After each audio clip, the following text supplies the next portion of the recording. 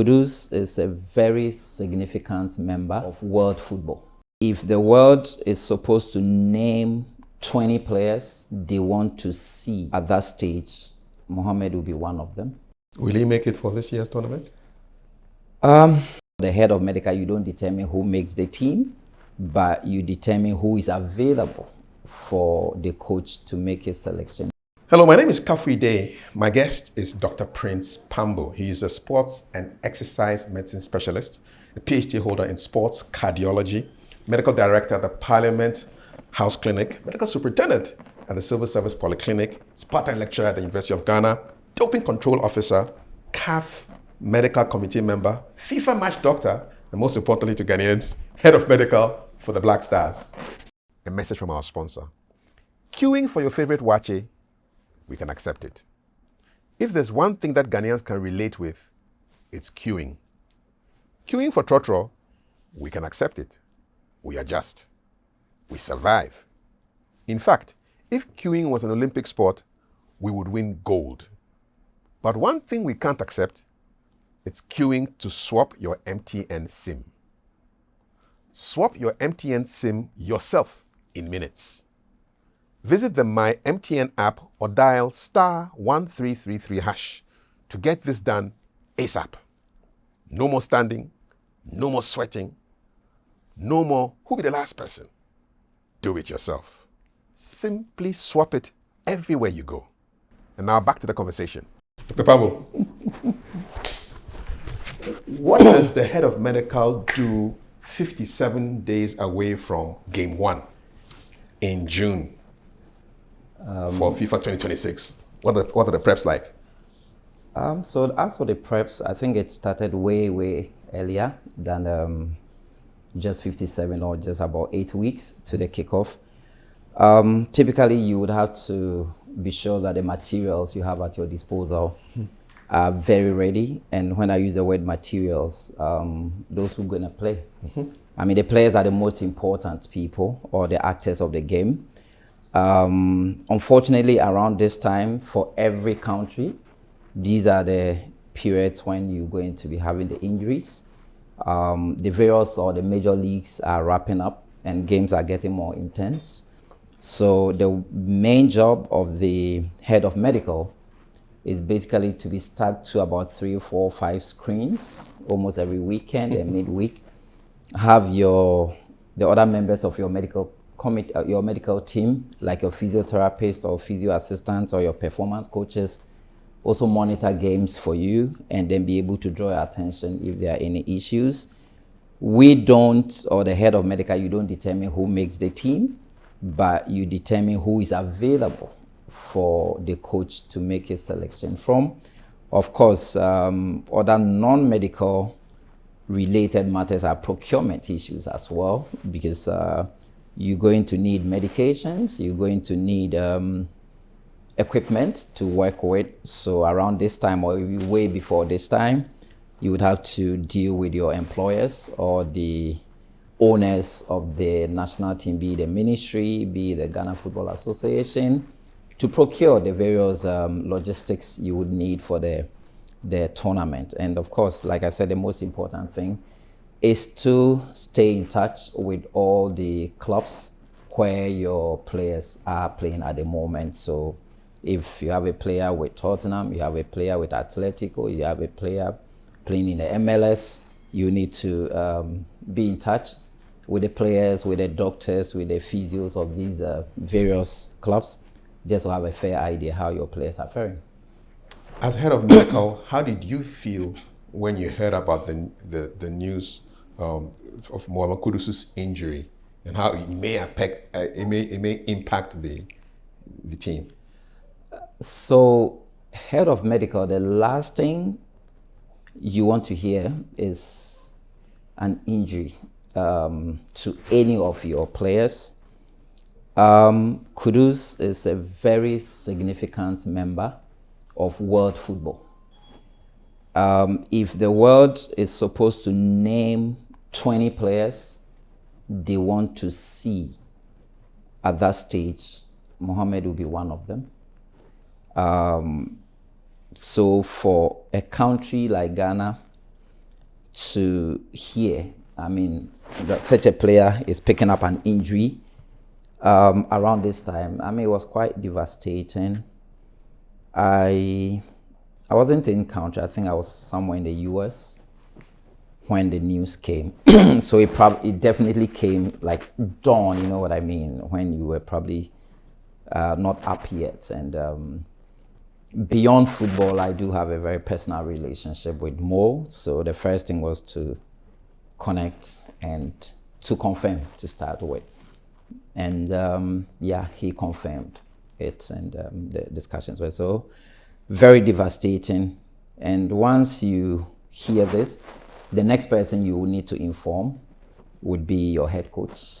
And mostly by the time you inform the head coach, he probably had heard it. And then, of course, you also need to inform your federation executives or your federation president or the head of Black Stars management. I mean, those are the official things. But very devastating. And then quickly you have to jump on phone with or emailing with the club doctors just to have a fair idea the extent of the injury, what the treatment or the management plan would be for the player, and yeah, the rest of the discussions. So yeah, not the best of news you would want to hear.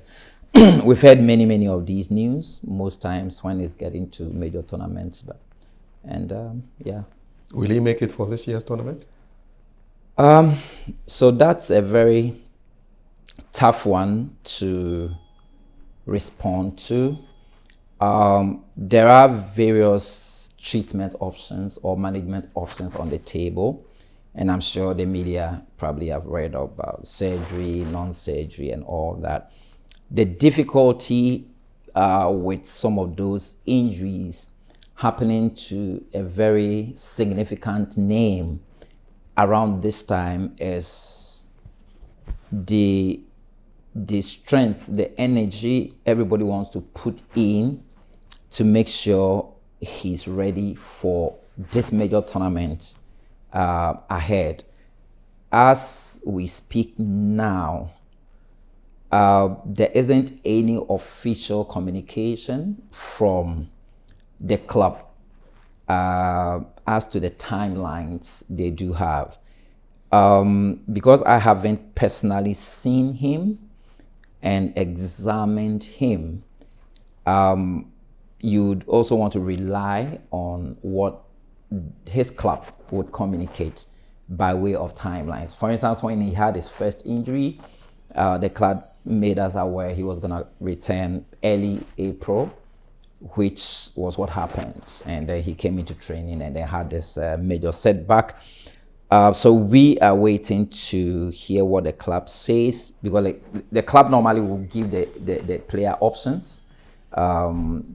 So the player would have to decide that, okay, I want to go in for this particular procedure, or I want to be managed conservatively. Then timelines can be thrown in. Unfortunately, the club isn't doing too well in the Premiership, so there's a lot of pressure on the club. I think they are battling relegation. So not too much is coming from the club. And at this point, you don't also want to put pressure on the player to even engage in World Cup discussions with him. I mean, he's been out for some time, came, and less than a week, he's probably suffered something major again. But it's a difficult one, and it will definitely be a difficult one for him as a player. I believe the coaches or the technical handlers of the Black Stars will probably be able to want to plan without him. It might be the wisest thing to do by any coach or any experienced coach. Because if you don't know whether the person can make it or not, then the best is to assume the person might not be able to make it, and then you plan as such, so that if you are later told, oh, he can make it. And of course, we should all be cautioned that making it to the Black Stars World Cup squad is not automatic. So you can be fit, you can be injury-free, And a coach will probably think your performance is not at that level yet. So that's what we're dealing with. Is this one of the headaches that the new head coach has to deal with? 100%. 100%. So your first engagement with him, and I think the team doctor is normally one of the first people any new coach would want to engage. Again, like I said from the beginning, you want to know the status of the key actors of the game. I mean, a coach is as good as their materials available, and availability of players is equal to team success. So you could have top players if they are all on your injury list, like what is even happening to Tottenham. I mean, almost their top 11, we're all out on injury. A few of them are coming back. So it is a big headache to the coach. Not only Kudus' injury. We have Salisu, we had Abu, we have NS, quite a number of our players with some setbacks. And the role of the team doctor in your first interactions with your coach is to give him a situational report, an injury report, giving him timelines. And you should be able to tell the coach when these players are likely to come back. And what you need to do then, every week you have to update that list, pull names out, and say, okay, this one played yesterday, he did that, it's out of the list until the list is zero. But it never gets zero anyway. You're pulling some out and new ones are coming. What's it like? Have you interacted with the new coach yet? Yes, many times already. Okay. He'll be in town soon, but we've already had many interactions. Good person. He's not new to those of us in football for some time. Carlos Queiroz. Yes, I have friends he's already worked with before. So I remember when the news even came, I wasn't in Ghana, but I was in the midst of a group of persons, and right there, three of my friends, doctors, had worked with him already, and they said, "Oh yeah, you have a coach coming through. He's a tough one. You enjoy, So yeah, he's a 73-year-old man. There's nothing to prove, So we are all just waiting for his unveiling next, I think, in 2 days' time, and together we work and take Ghana as far as we can. I'm just curious, as Black Stars team doctor, what's some of the most difficult decisions you've had to make with 33 million pairs of eyeballs on your head? Just give us a sense of some of the decisions you've taken. The most difficult decisions are when there's a call-up for a very important game and everybody feels player A or B are the people to save the country, including the coach, and you as a doctor are the only person who can go and tell the coach that unfortunately player A or B wouldn't be available for this match. You've done that a few times? Many times, actually. What does that encounter feel like? I've had encounters when coaches did not want to even agree with you because they felt, okay, why didn't I know? Or why didn't the player talk to you? You know what I mean? And say, okay, no, it's not a player's place to come talking to you about medical matters. So I have examined, and I don't think it's good to play him. And there are times you would have some banters with your coach. They'll go ahead and say, you know what, but I still want him on the bench. And then what do you say as the professional? You say, oh, okay. Because you have to come to a compromise. All I don't want is he shouldn't play. Because if he plays, an injury will get worse. Or he wouldn't be able to play well. So we are there to protect the players. So if he says, okay, I just want him on the bench, that's good. Because that alone put fear in the opposing team.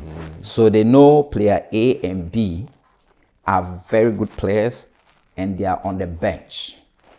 So in the minds of the opposing team, they know that once he's on the bench and probably dressed, He may play. he may play. But you know that he will not play, but we are putting him there for psychological reasons, correct? Exactly. That happens. Mind games. Yeah, that happens. But the tricky bit is when the going gets tough for some coaches, then all the discussions you've had with them, they'll throw it away. And feel the person who is... And by the said time he you shouldn't play. realize, they will signal, jersey number, so and so, warm up. And where are you at that time when this is happening? You're sitting right there. You can't, I mean, I think the team doctor is probably sat 1, 2, 3, maybe the fourth person to the head coach. In fact, after the coaches, you know how we sit on the technical bench, the head coach, assistant goalkeeper, maybe team manager, you know what I mean? And the next is the doctor, the physio, and all that. So he's that close. And before he will make that change, he actually turns and looks at you, you know, and you don't argue on the bench. And the player will actually be up on his feet. Sometimes the player will also come and look at you as the doctor. That you said I shouldn't play, now they are picking me. Other times, the player himself is fired up already.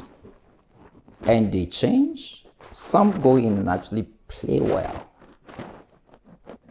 And the next time, you have to spend 1 whole hour on him in the medical room. Because whatever it is, he's gotten worse. Yeah. And what it does is, so your colleague doctor, let's say the player is coming from Lyon or Monaco or Manchester City. Your colleague doctors saw what happened, you know what I mean? And they will feel that, okay, why did you allow it? Okay, because at the end of the day, you are returning the player to them with a report that, oh, when the player came, I examined and he had XYZ, and the plan was to offload him, you know. But you can't write all these, and then my coach said this and this, that.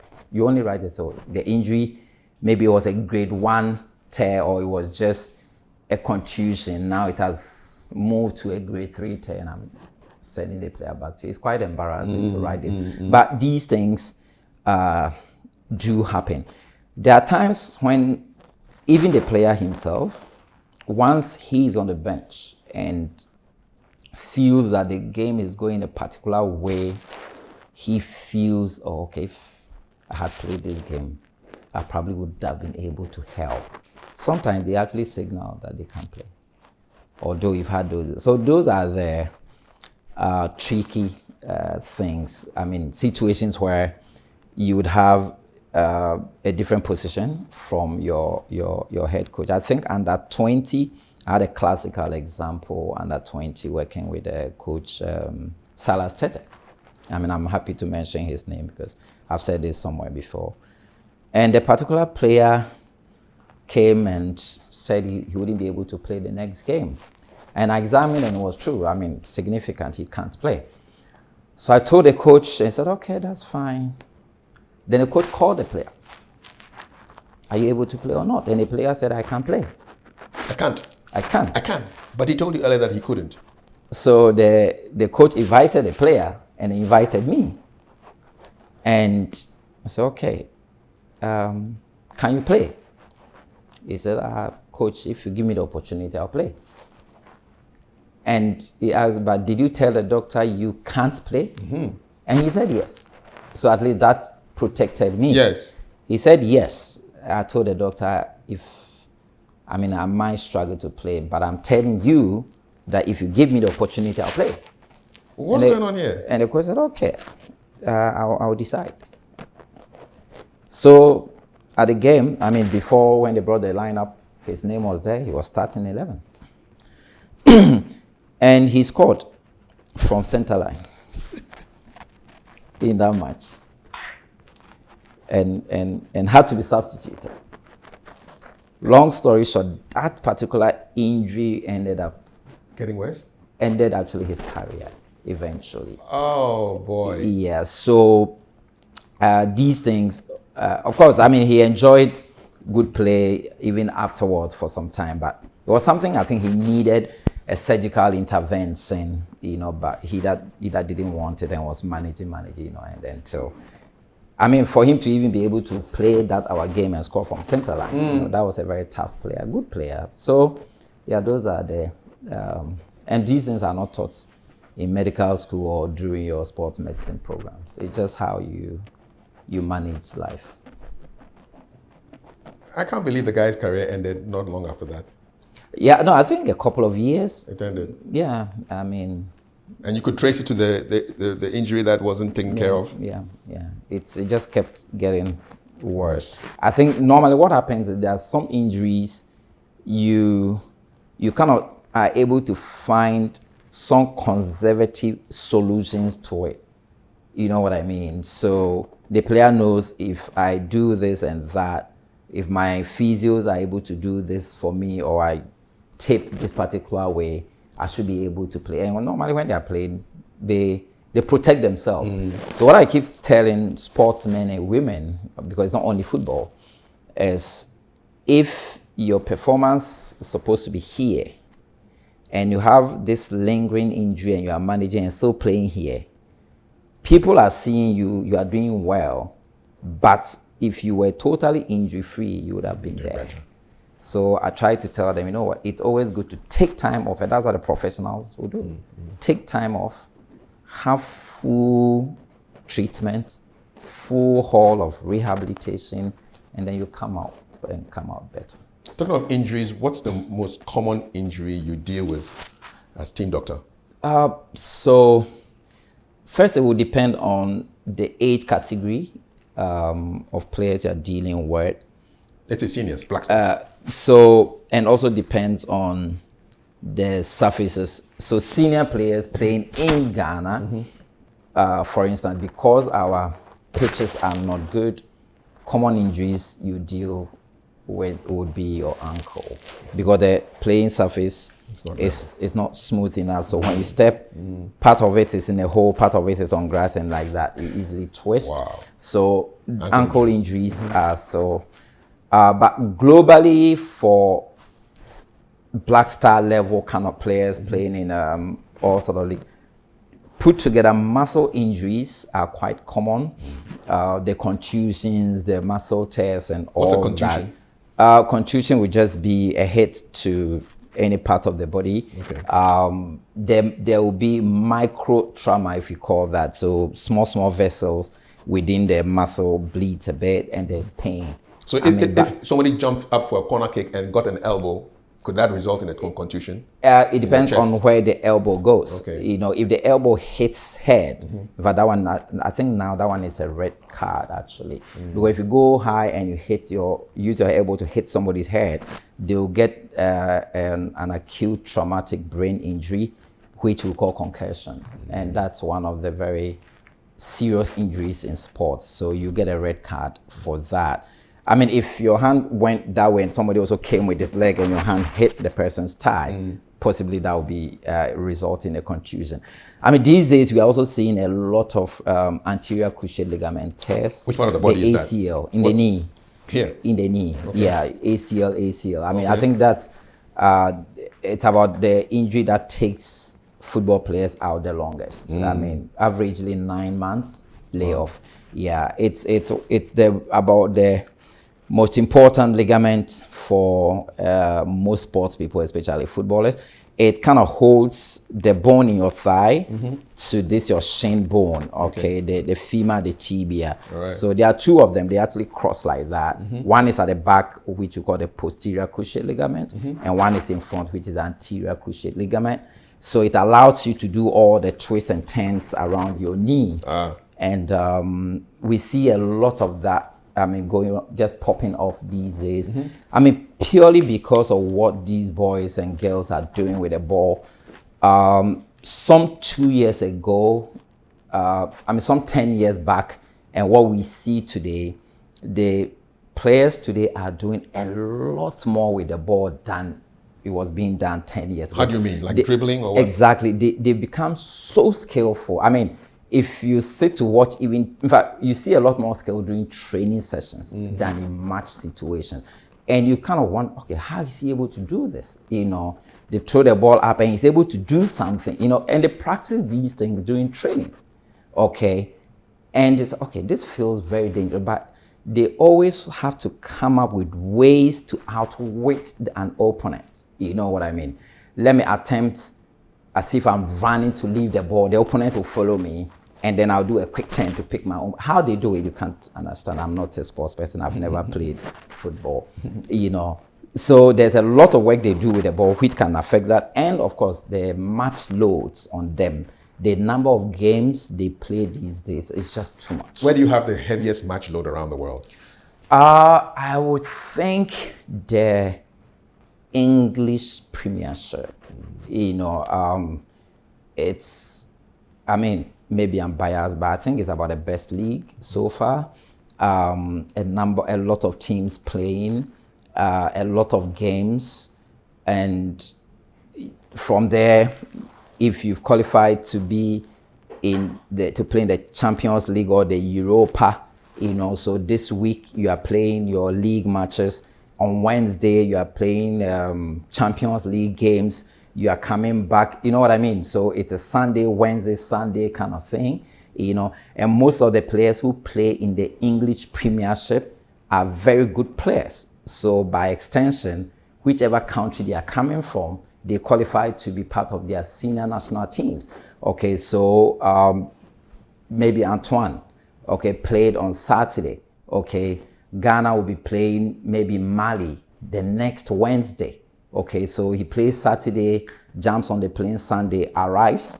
Okay, he's able to do one recovery training on probably a Monday, and then one more training day, match day -1 on Tuesday. And on Wednesday, he's supposed to play a World Cup qualifier against Mali in Africa. So it's heavy? 100%. What's recovery training? So recovery training is the training you do after a match. So if I play today, if the team plays today, the training they will do tomorrow will be a recovery training. How different is it from regular training? So they don't do much. You know, some will just have to walk through, I mean, on the park, play their own, what people call abate, a few things. And then the physios and the performance coaches and other people work on them, you know what I mean, help them do some assisted stretches and all of that. If you have ice baths, they do those ones. I mean, you jump into a lot of massages. If you have boots, we have these long boots, they'll wear that gives them compression and all of that. So so recovery training is normally match day +1.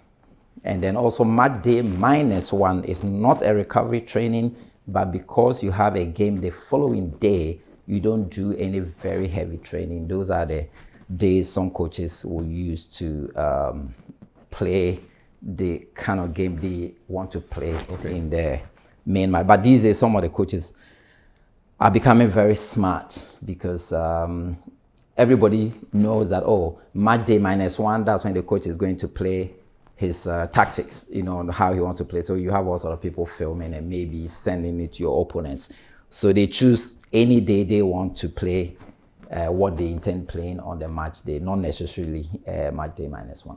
Sometimes I hear somebody's warming up and then before the game even starts, something happens to them. What's going on there? What's going on there? Yeah, so we've had those. So injuries do happen anywhere in it. In fact, injuries can even happen when you are coming out of the team bus.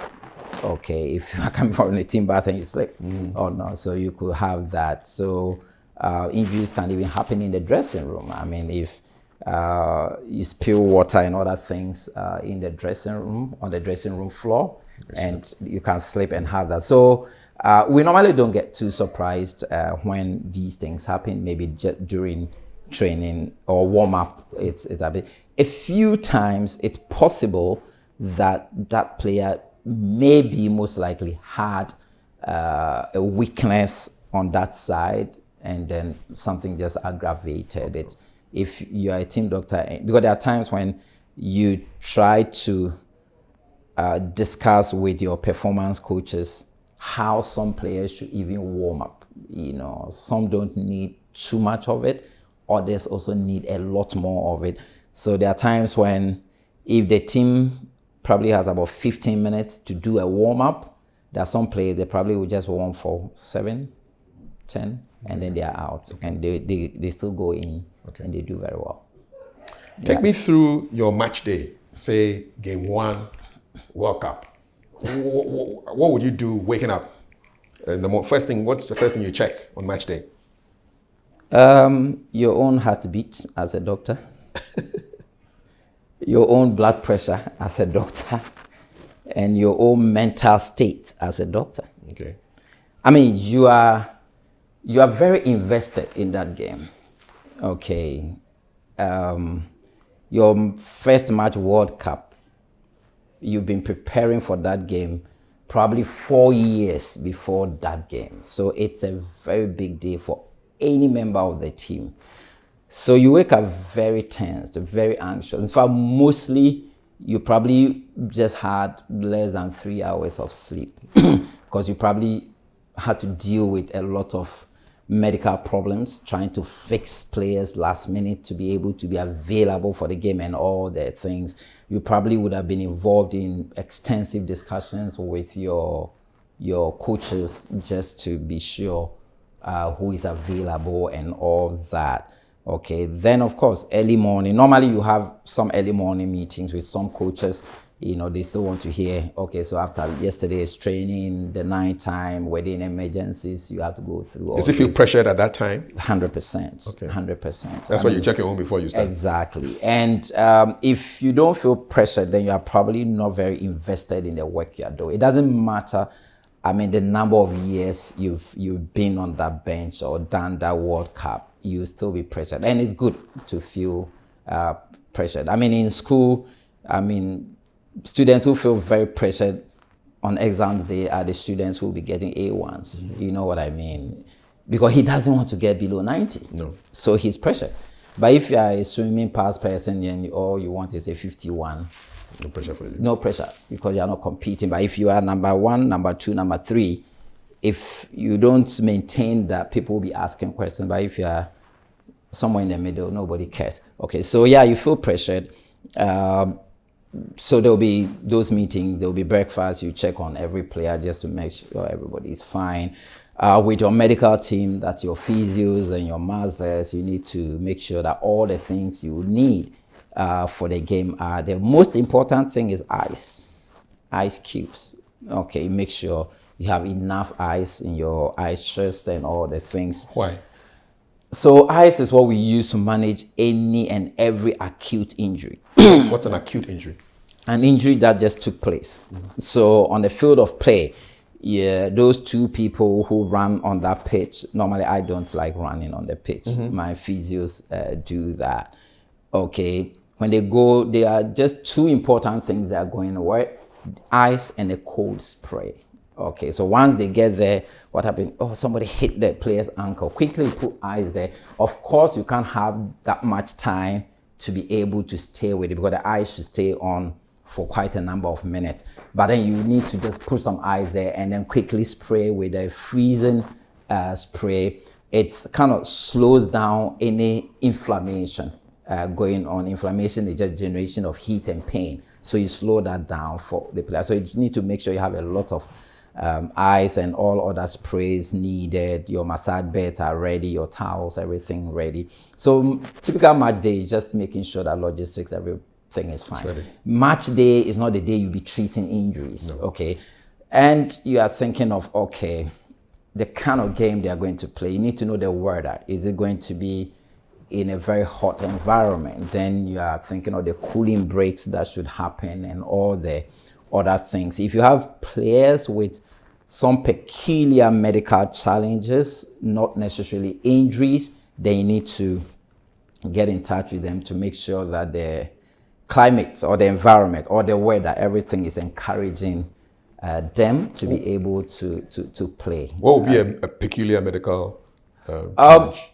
So if there's a player who wears boots that are a bit tight, mm-hmm. and you are playing on a pitch where there will be a lot of heat generated, you need to be able to let the player know that, okay, maybe you could be dealing or changing heat. If you have changing boots, you have a player who is probably asthmatic, and the city where you're going to be playing this game is a bit of a dusty city, and quite a number of our cities in Africa, you might have that.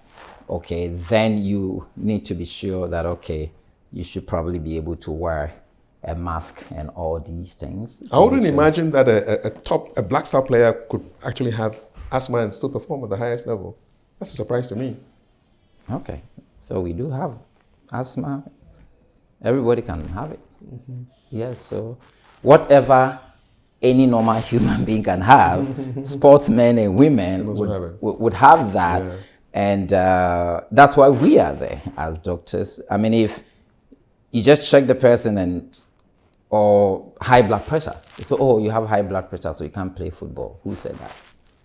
The same way yours can be controlled for you to go to work and come. The same way we can do for players. Of course, there are the red flags where if we do our ECG, echocardiography, and you have some myopathies for your heart, and we feel it might trigger a sudden cardiac arrest, then obviously we will need to sit down and have a discussion. What's a myopathy?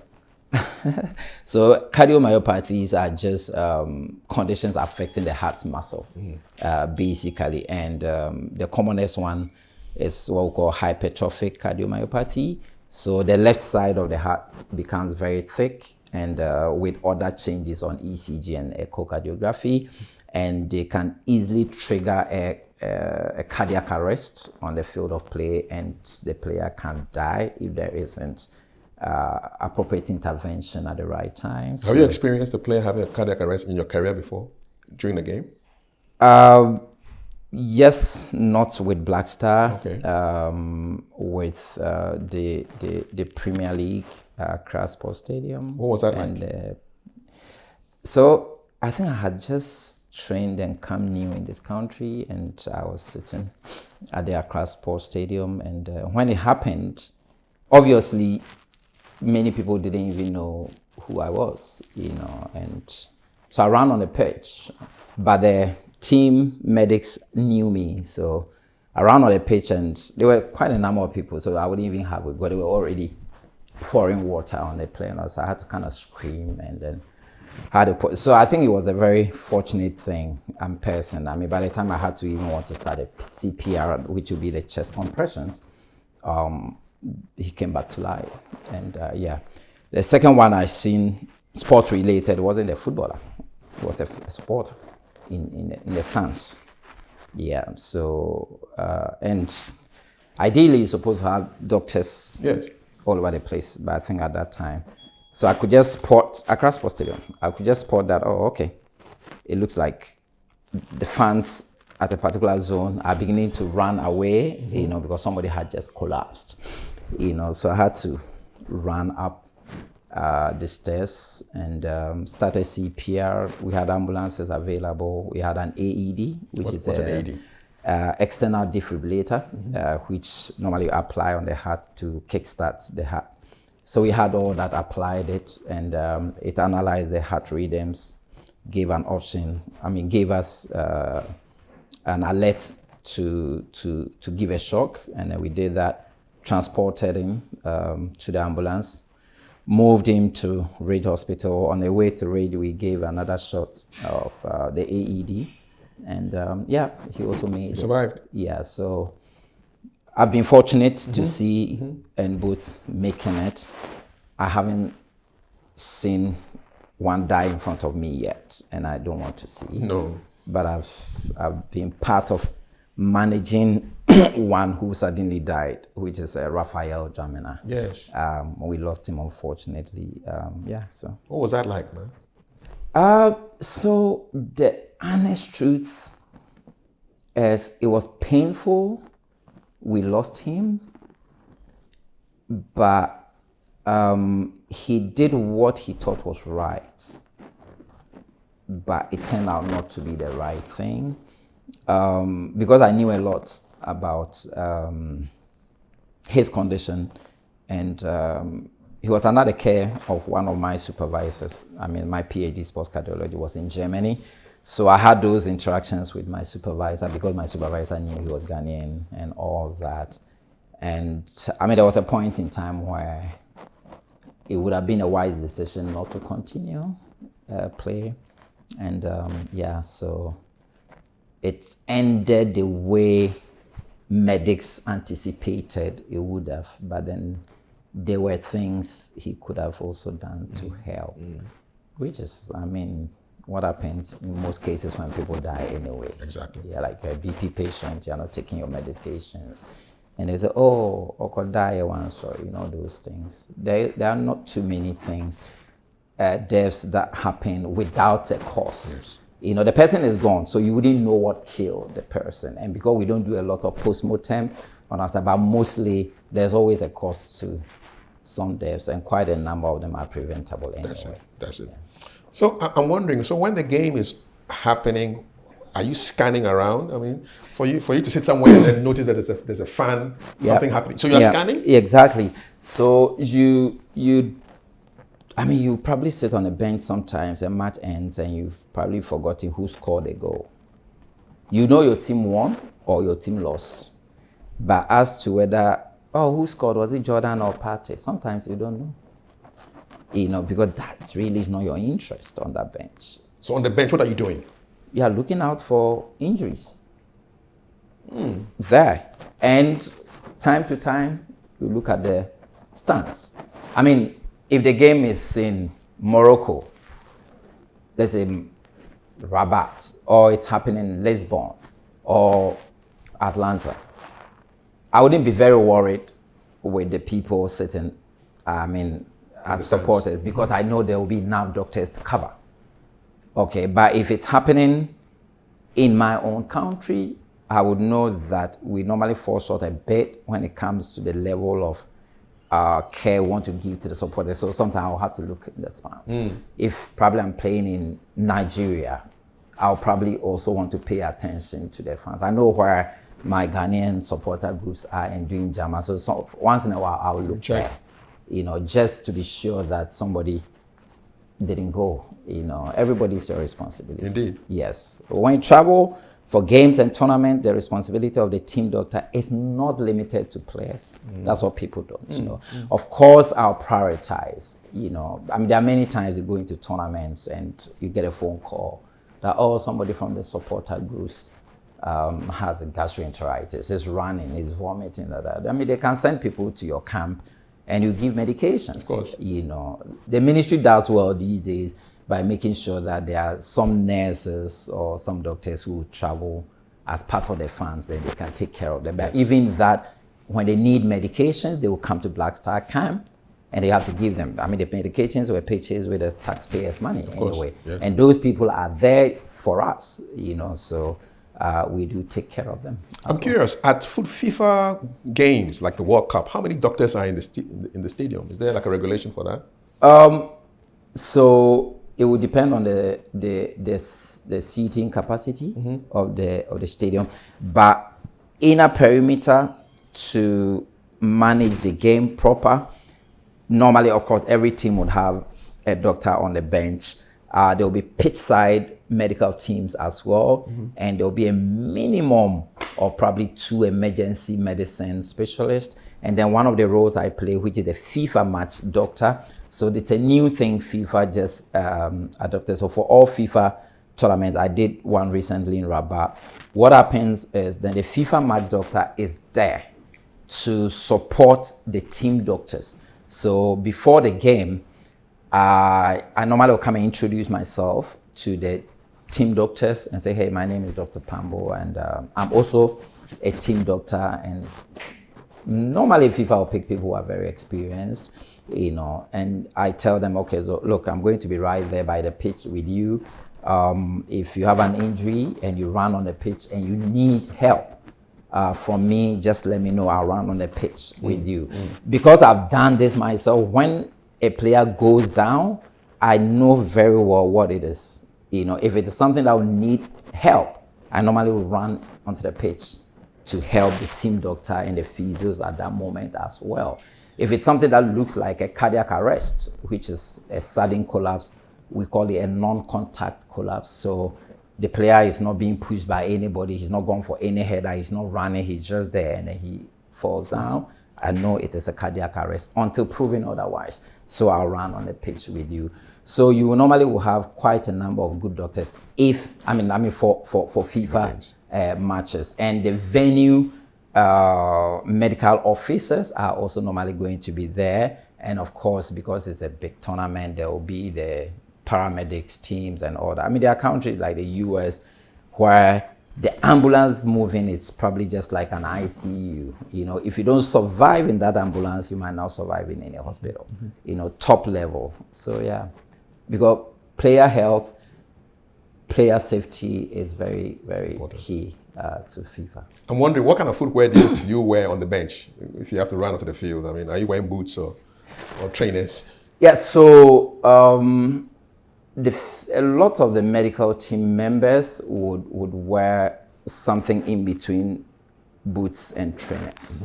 Okay, so you don't want to wear anything that's very smooth down there for you to slip. So you need to have, some little things down there to be able to grab the grass. If not, you might slip and fall. And of course, the kind of running they run is also very well rehearsed and calculated. It is? Yeah, you need to. You know, you just don't, you don't have to run like 100-meter race. I mean, we are old people, you know, so if you suspect something catastrophic, you know, there's some speed with you. If it's cardiac arrest or concussion, you go. But if it's a twisted ankle and you are even leading and it's 87th minute, if the player is here, you want to run this way. And those are the times you get there, the referee might show you a yellow card because they think you're even wasting time. Exactly so. You know, and normally those games, sometimes the players go down more easily than you can imagine. Well, they can give a yellow card to the medical team? Oh, they do it all the time. Have you received a yellow card before? No, but I've had exchanges before. I attempted wanting to bully a referee and he wouldn't have it. Like I hardly go on the pitch. And this particular game, I went on the pitch and I just thought it was a bit too much. I mean, the team, what team game was this? It was a tough game and they were just walking our players down, you know. So I got there and I was like, okay, don't you have yellow cards on you? Can't you sanction these boys? What did the referee say? He screamed at me. He didn't hear what I said. I think it was a French-speaking person. But he just saw in my face whatever I was saying. I'm sure he thought I was probably abusing him, which is what most people do. You know, so he screamed, you know, in French, and I knew the next thing could have been a card, and it would not be too good for my CV. Have you had a red card before? No. So do you get to relax on match day, if at all? On match day? Yeah. When do you relax? I mean, to be honest, you know, there are games you sometimes can comfortably say you win. You know what I mean? They say football has changed now. There's no small team, you know, but really, if Ghana is going to play a particular country, you know, I mean, these days things changed a bit. So sometimes you can, or by the time we played our last game, World Cup qualifier, the last game, we were 99% sure this is a celebration day, you know, and it was just that it was Comoros and we needed to beat them because they had beaten us back to back, you know, so we just needed to teach them a lesson. I'm not sure we did that too well. We struggled, but we still beat them. So those games are more relaxing. But aside that, no. And of course, if you play and you win, then I mean the excitement is you simply forget all your hard work and your tiredness. Who has the final say whether a player plays or not? It depends on the coaches you have. I'm tempted to say it's the player, to be honest. The players themselves are the persons who decide that I can't play or not. In the books, what reason? If it's medical reason, then it's a doctor who has a final say. Have you ever had to overrule a coach? No. The only point a doctor is permitted to overrule a coach in a situation is when there's a concussion.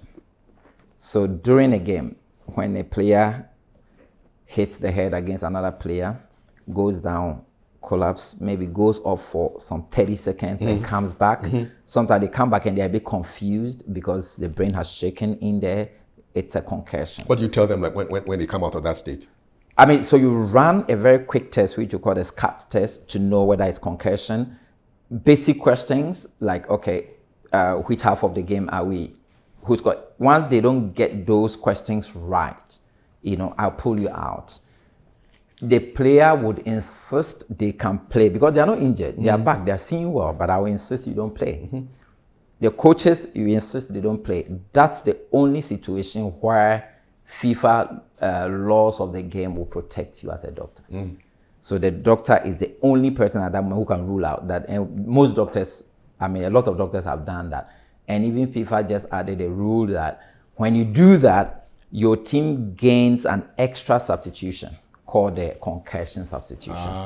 So if you can only substitute 5 and there's a concussion, now you can substitute 6. The 6th is the concussion substitution. But then when you get it, then your opposing team would also get 1 for free because they notice that then people can fake concussions just to get a concussion substitution. So if you do that, then your opponent also gets it. So medicine or football medicine has become quite important in the scheme of things. Have you taken decisions that have been unpopular? I mean, you took a medical decision and it didn't go down well. It wasn't popular, but you still took it. Yeah, I've taken popular decisions that didn't go down well with the entire country before. Which one was that? That's difficult to mention. Okay. But certain times that I had to openly rule out someone and that everybody thought you've been too quick to rule out this person. You needed to give the person an opportunity or you needed to let the coaches do this, But between me and the person or the player, we feel it's not possible. And you were thinking medicine, right? Because 100%. I always think medicine, 100%. It's not possible. So I get a question, do you know what this will do to the team? Once it's medicine, I'll go by it. Do players hide injuries from you? Do players hide injuries? Yes. From me, I don't think so. What is the most common type of injury that a player would like to hide? Ankle injuries. Ankle injuries are very easy to hide. So if maybe what would trigger that pain is if the leg twists like that. Okay. So the person will come, and we normally will do strap-ins for them. Is that where they tie the bandage? Tapes, exactly. So once he comes and he tapes, so once you're taping, also, you can hold it slightly tighter because I don't want it to. So if I do, my physios, of course, they do proper strapping for you, you know what I mean? And they hold it well and they pad it nicely for you. You play 90 minutes, If you don't go into a situation where your leg will be forced to twist, nobody will see you have that kind of injury with you, What's the most creative way somebody tried to hide an injury? Again, this doesn't happen to me personally, but what I've heard close where when the player comes and certain parts of the body or a particular leg is not supposed to be touched by medical people. And once they say that, then it goes into your mind, okay, so this is superstition. And you don't go against that. You know what I mean? Oh, doc, me now we no better way there. We na medebo. Then they munja mami. So then you get that communication. Maybe a grandfather or a grandmom has told him, or he's made special prayers on that. For one leg.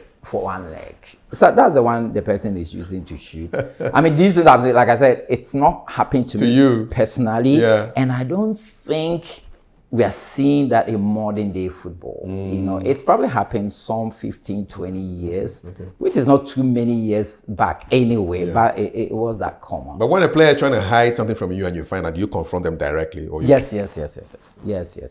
I mean, so there are times when you watch a training session and a player is not moving well. Oh, you actually attend the training sessions too? Every training session, 100%. Okay. Every training session. I mean, team doctor, you're everywhere. So Everywhere. it's an all-encompassing job. 100%. I mean, 100%. In fact, so I did the MBA before, and there was a time in a camp, and the entire group had to have a social interaction, you know, go drink wines, you know, that sort of MBA. I mean, MBA is fun. Okay. So, typical Ghanaian boy. So while they were having fun, I was just in my room. So the next day, the medical director for the MBA calls, oh, yesterday at the cocktail, you didn't show up. I said, oh no, I came at the beginning, and when things were getting nice, I decided to go to the room. So, oh, okay. Did you not anticipate there could be a medical problem at the cocktail? Yes, sir. So anywhere, everywhere with the team. So if you're in the tournament and at a point the coach decides that, oh, we are giving the boys break today, they will probably have to go shopping in a mall. If you would not go as a team doctor, you have to let your physios go. So if there are two malls, they're going, one physio go here, one physio go there. You might not shop, but just follow them. Somebody can go and trip. Yeah. Okay, so yeah. So you watch training, a particular player is not moving well, you know, right? After training, locker room or team bus, I walk to you. Say, hey, what's wrong? Why haven't you come to me to talk to me about your injury? You know, you kind of just hit him. You know, he wouldn't know you probably saw him not move well. Then maybe they will try to say, oh, it's nothing major. He just said, don't worry, that's fine. Let me see you in the medical room. So then they come, you have an opportunity to do a proper examination. And if you present yourself as a team doctor who is ready to help, to solve their problems, rather than want to rule them out of games, then they are very comfortable with everybody wants play time. And if you promise to help fix it, why not? There are times when some are coming from their clubs. Club doctors can write to you. So, oh, our last game, he had X, Y, Z. We don't think it's anything major. He's coming your way. We couldn't examine him. Let's do some scans.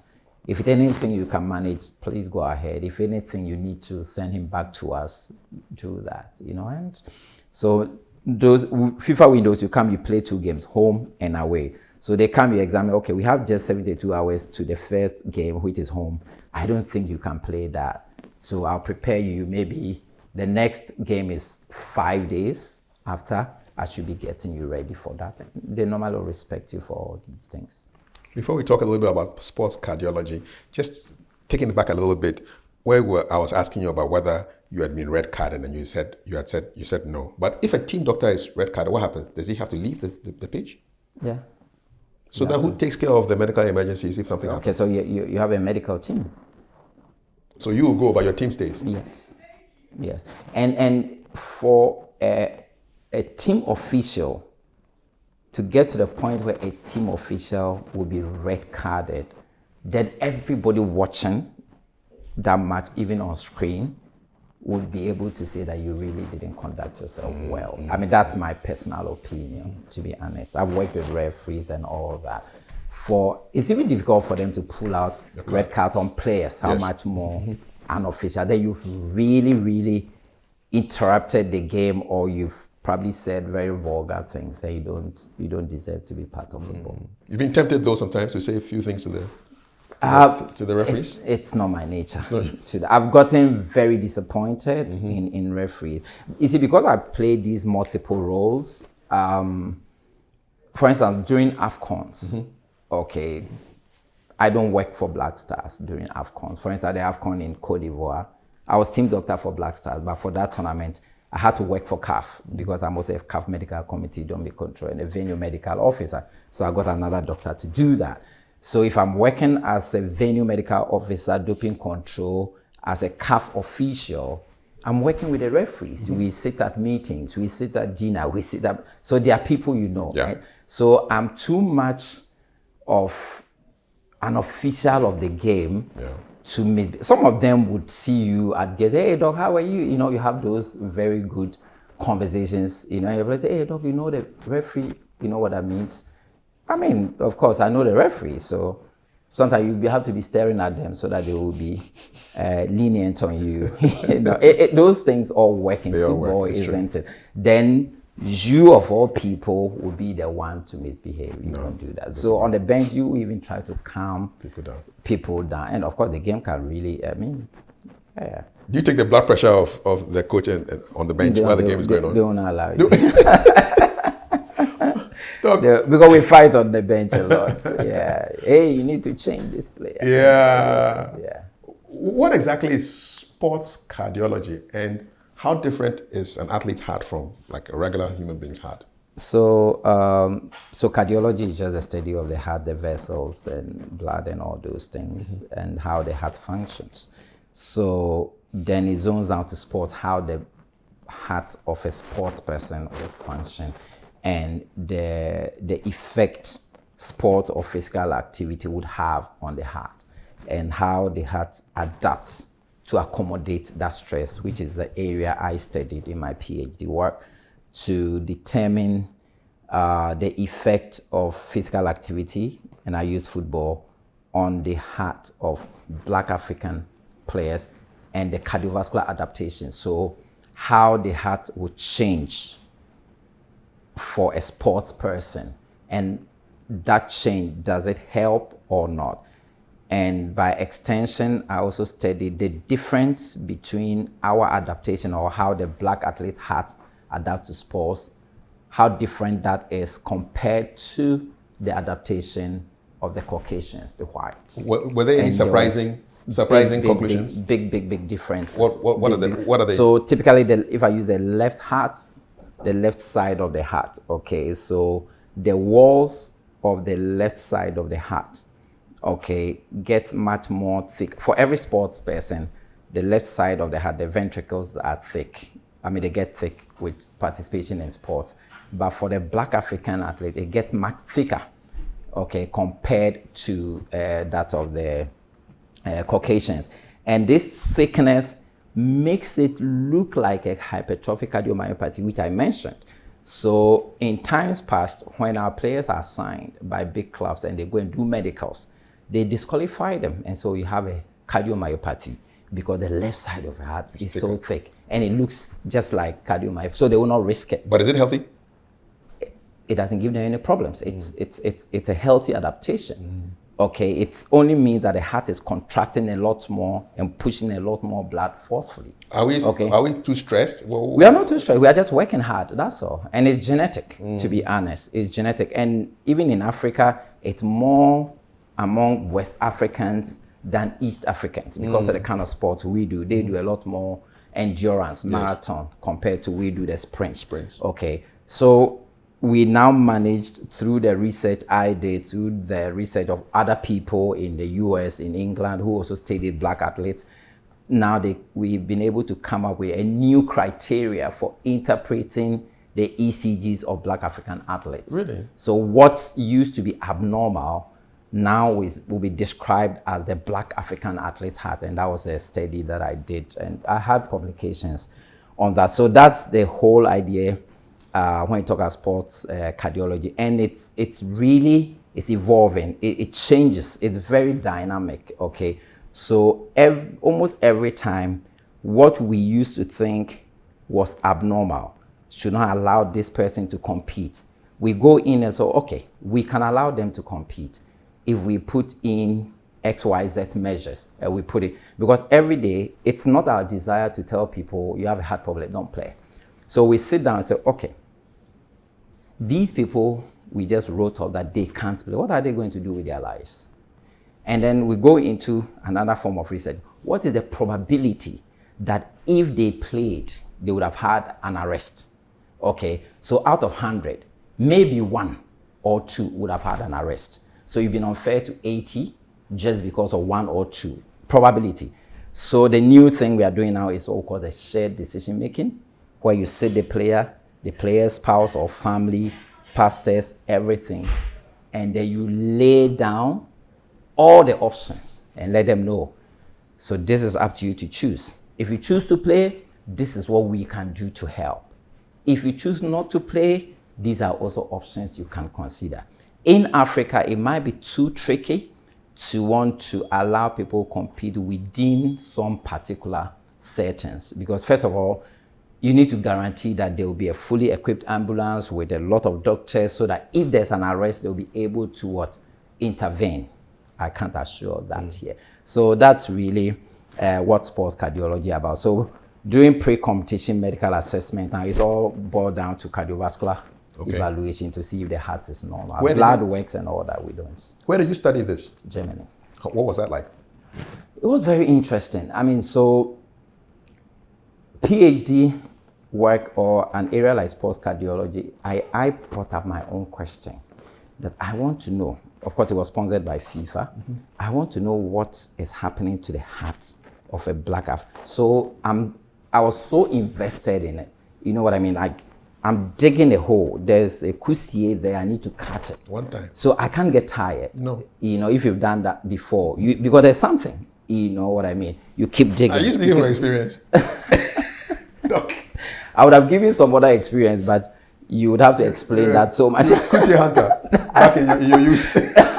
I've seen people do that, and when I sit back now, I say, okay, why are you doing? You know, you could dig from here there. Yeah. Now I see Kusi, I say, okay, would you even want to buy Kusi and eat? Because the Kusi meat wasn't that big, isn't but it? Nothing stops you. You know, so that was a good motivation for me to keep going, because I knew what I was. And any time I saw an ECG, oh, it looked nice. If I got to a point when I saw a normal ECG, I wasn't happy. You know what I mean? I wanted to see an abnormal ECG, you know, and then I'll be able to rationalize everything. I'll be able to interpret it, add it to my data, and I needed to do a very big, of course, which I did, a very big publication, which will be read, I mean, by so many scholars globally, you know. So yeah, just yesterday I had meetings with colleagues from the US, where you want to do other studies into these ones that we are disqualifying, what to do with them. Well, congratulations. And it's a new thing we want to do. Congrats. We're proud of you there. Talking about the heart, what are the warning signs that people should not ignore? Chest pain. Okay. I feel pain in my chest, number one. What kind of pain is that? It can be sharp, it can be dull, but let me even just use the word discomfort. Breathlessness or labored breath, or I'm struggling to breathe. I can't catch my breath. All of a sudden, it looks like the oxygen in the room is not enough. Dizziness. These are the things. Palpitations. It's beating faster than normal. Now I can hear it. I don't hear it before. Now I can hear it. Okay, I get tired easily. Now I'm playing soccer. By 30th minute, I'm so tired. Like I played 90 minutes.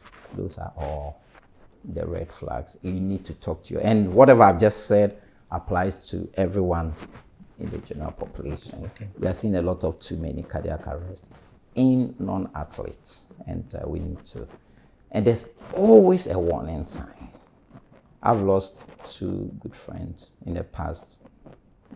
I mean, one was just a couple of weeks or just a week ago.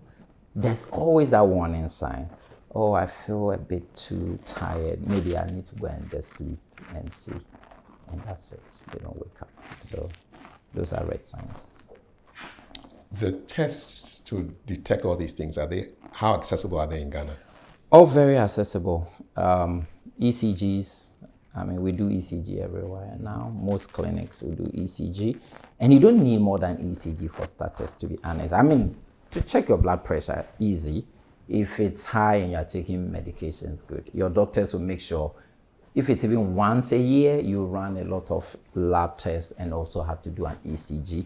If the ECG appears abnormal, problematic, they go ahead and do and echocardiography, which is also very available. Okay. Even cardiac MRI is available. Affordability, It's an issue. yeah, ECGs I think are very affordable. Echo, MRIs, but I mean, nothing is more expensive than Life and health. life itself. Yeah. Have you ever discovered something that could have been fatal for a player? A number of them. What was like A your number. initial reaction? How did you discover it? I mean, they're all, I picked all those in from cardiovascular screenings. Okay, yeah, so, and you have the opportunity to, if you're able to correct it, you correct it. If you are unable, then you need to have those difficult conversations with those players. How does it go? How do you break Most this difficult news thing to a is to player? be telling somebody you can't play football again. It's the most difficult thing. And I tell you what, and that's the reason why we feel that telling people you can't play is probably getting outdated, because there are some, we have seen certain things and suggested to them that, hey, this can be dangerous to your career. Did they listen? Did they listen? Some didn't listen and play, and they've not had problems. Okay. There you know that, okay, so out of those you even say you would have problems. It's a probability. And it's actually probably like 1 or 2%. But did you have those who you said, hey, if you continue, something may happen? Yeah. And then something happened? No, No. Okay. no. Some stopped. And those who went ahead to continue, nothing happened. That's with the hard thing. The ones that you want, let's say maybe there's a knee injury, you pick it up and you say, you know what, we need to fix this surgically. If not, if you continue, you end your career. Okay. They don't listen, they continue, and their careers end. Those ones are quite a lot. When a player collapses on the pitch, how long do you have to get to that person? So when you use the word collapse, Say drops. it's a cardiac arrest. So I mentioned that any non-contact collapse, we assume is a cardiac arrest. If we are by the pitch, it's probably less than 30 seconds. Who moves first? You are there. The team doctor. Okay. If it's a non-contact collapse, like I said, I don't go on the pitch when these are normal ankle or contusion, because the physios will go and handle that. But if I see a non-contact collapse or a head batting something, concussion, you have to go with good speed. The earlier you get there, the better the outcomes. Are you talking 10 seconds, 15 seconds, 20 seconds? How fast you can get there. If you get there under 1 minute, it's good. It will help. And start your proper compression, chest compressions, start your AED, and then you might That's get the machine? good, yes, you'll Okay. get good outcomes. Science says if there's an arrest and you're able to get there before 2 minutes, most of your interventions, you get a very good outcome. How prepared are our stadiums in Ghana? No, not prepared at all. How does that make you feel as a sports medicine specialist? So I don't feel like going to even watch matches at the stadium, because I don't want to be there to witness something and wouldn't be able to intervene because you don't have the appropriate tools.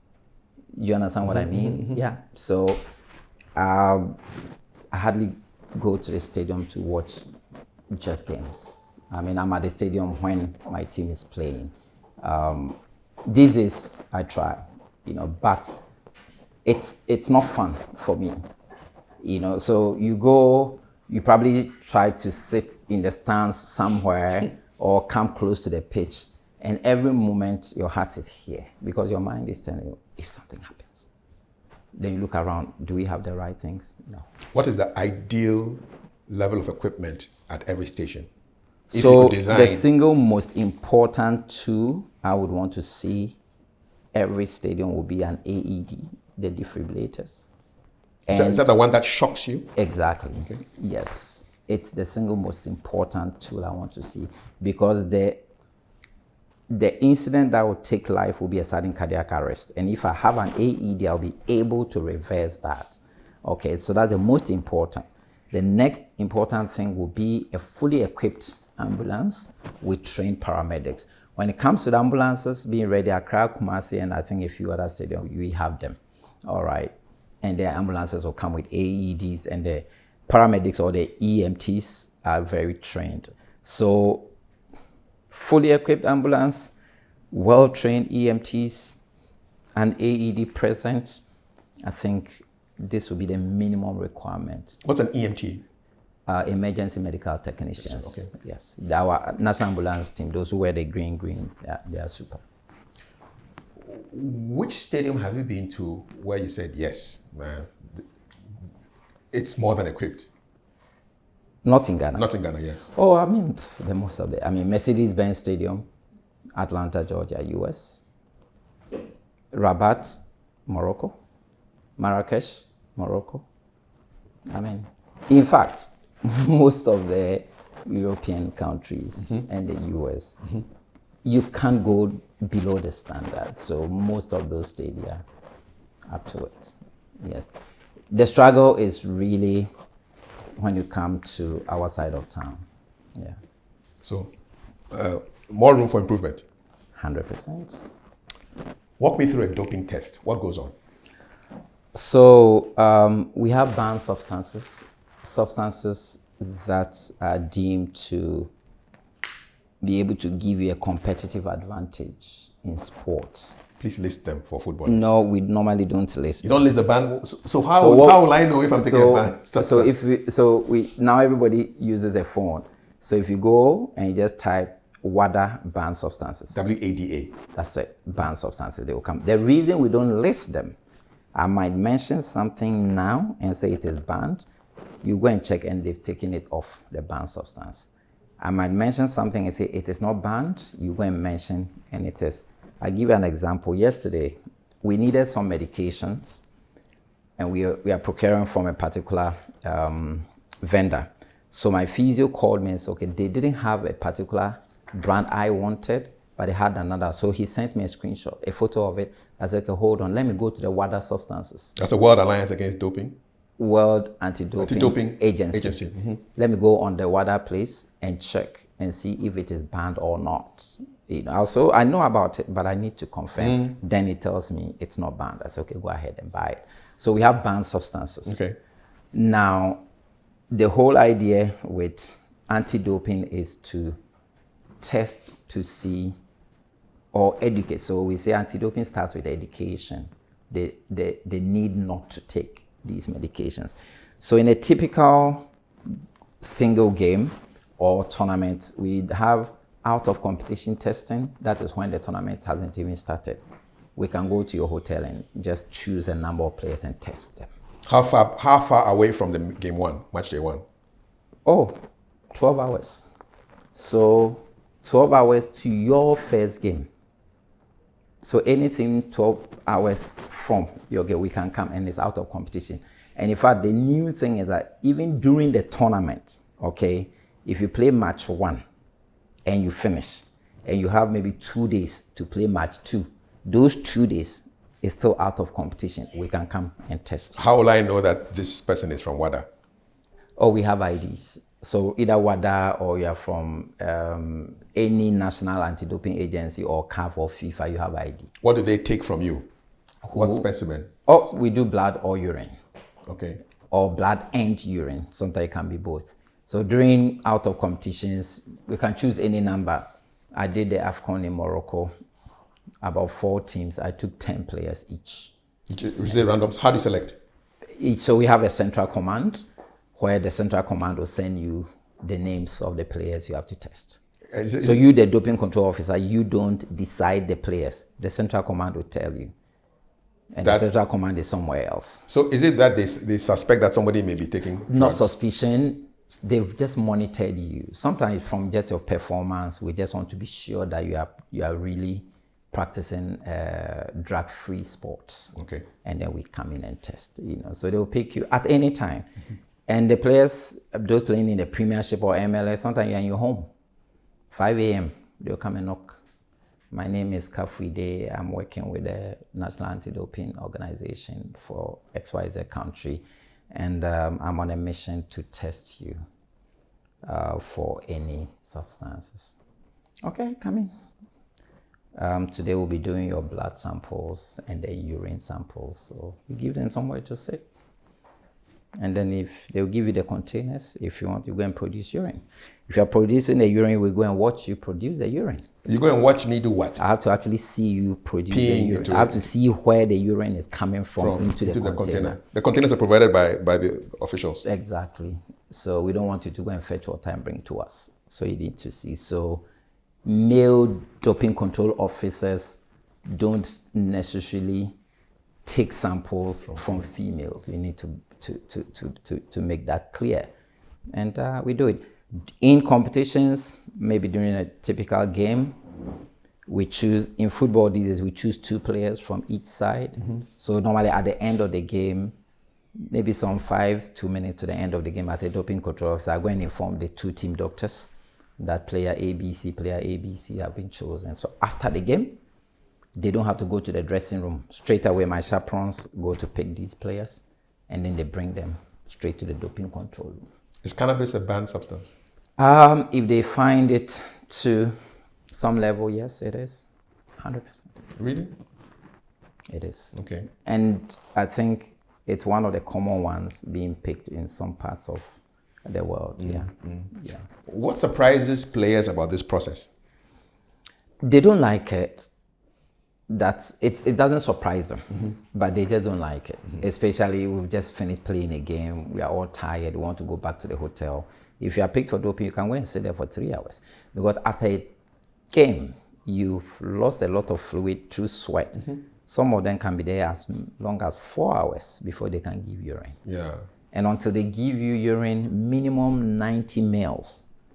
I need more. And the syringe is like how much? Like that? So the container is up to 180 mil, but I need minimum 90 mil. Half of it? Half of it. And it's not easy when you play 90 minutes to get that quantity. What happens if a player refuses to... You'll be sanctioned. It's a doping offense. So you can be banned for 4 years minimum. Is it more common than expected these days? No. Than we admit? No. No? In football, it's not very common. I tell people in football, you don't need to dope yourself much. Football is a lot about technique. In fact, you are 11 players on the field of play. You don't need to run end to end. You don't need that much energy. You just have to be sensible here. But your coaches don't even want you to run end to end. They want you to let the ball go. Let the ball do the work. Pass it, be at the right place, receive it, pass it, be at the right place and score. It takes less than 30 seconds to work from back and go and score a goal. Just give it to the right people and then it happens. So you don't need to, in fact, if you go and even like this cannabis and other things, you're even not very stable in your thinking. So you'll be shooting over the bar all the time. You need to be very focused. So why do athletes take the risk? Footballers? No, so in football it's not very common. So you haven't nabbed anybody on an anti-doping trip before? You haven't caught anybody yet? Personally, I wouldn't even know. Because when I take the samples, I ship the samples to WADA lab.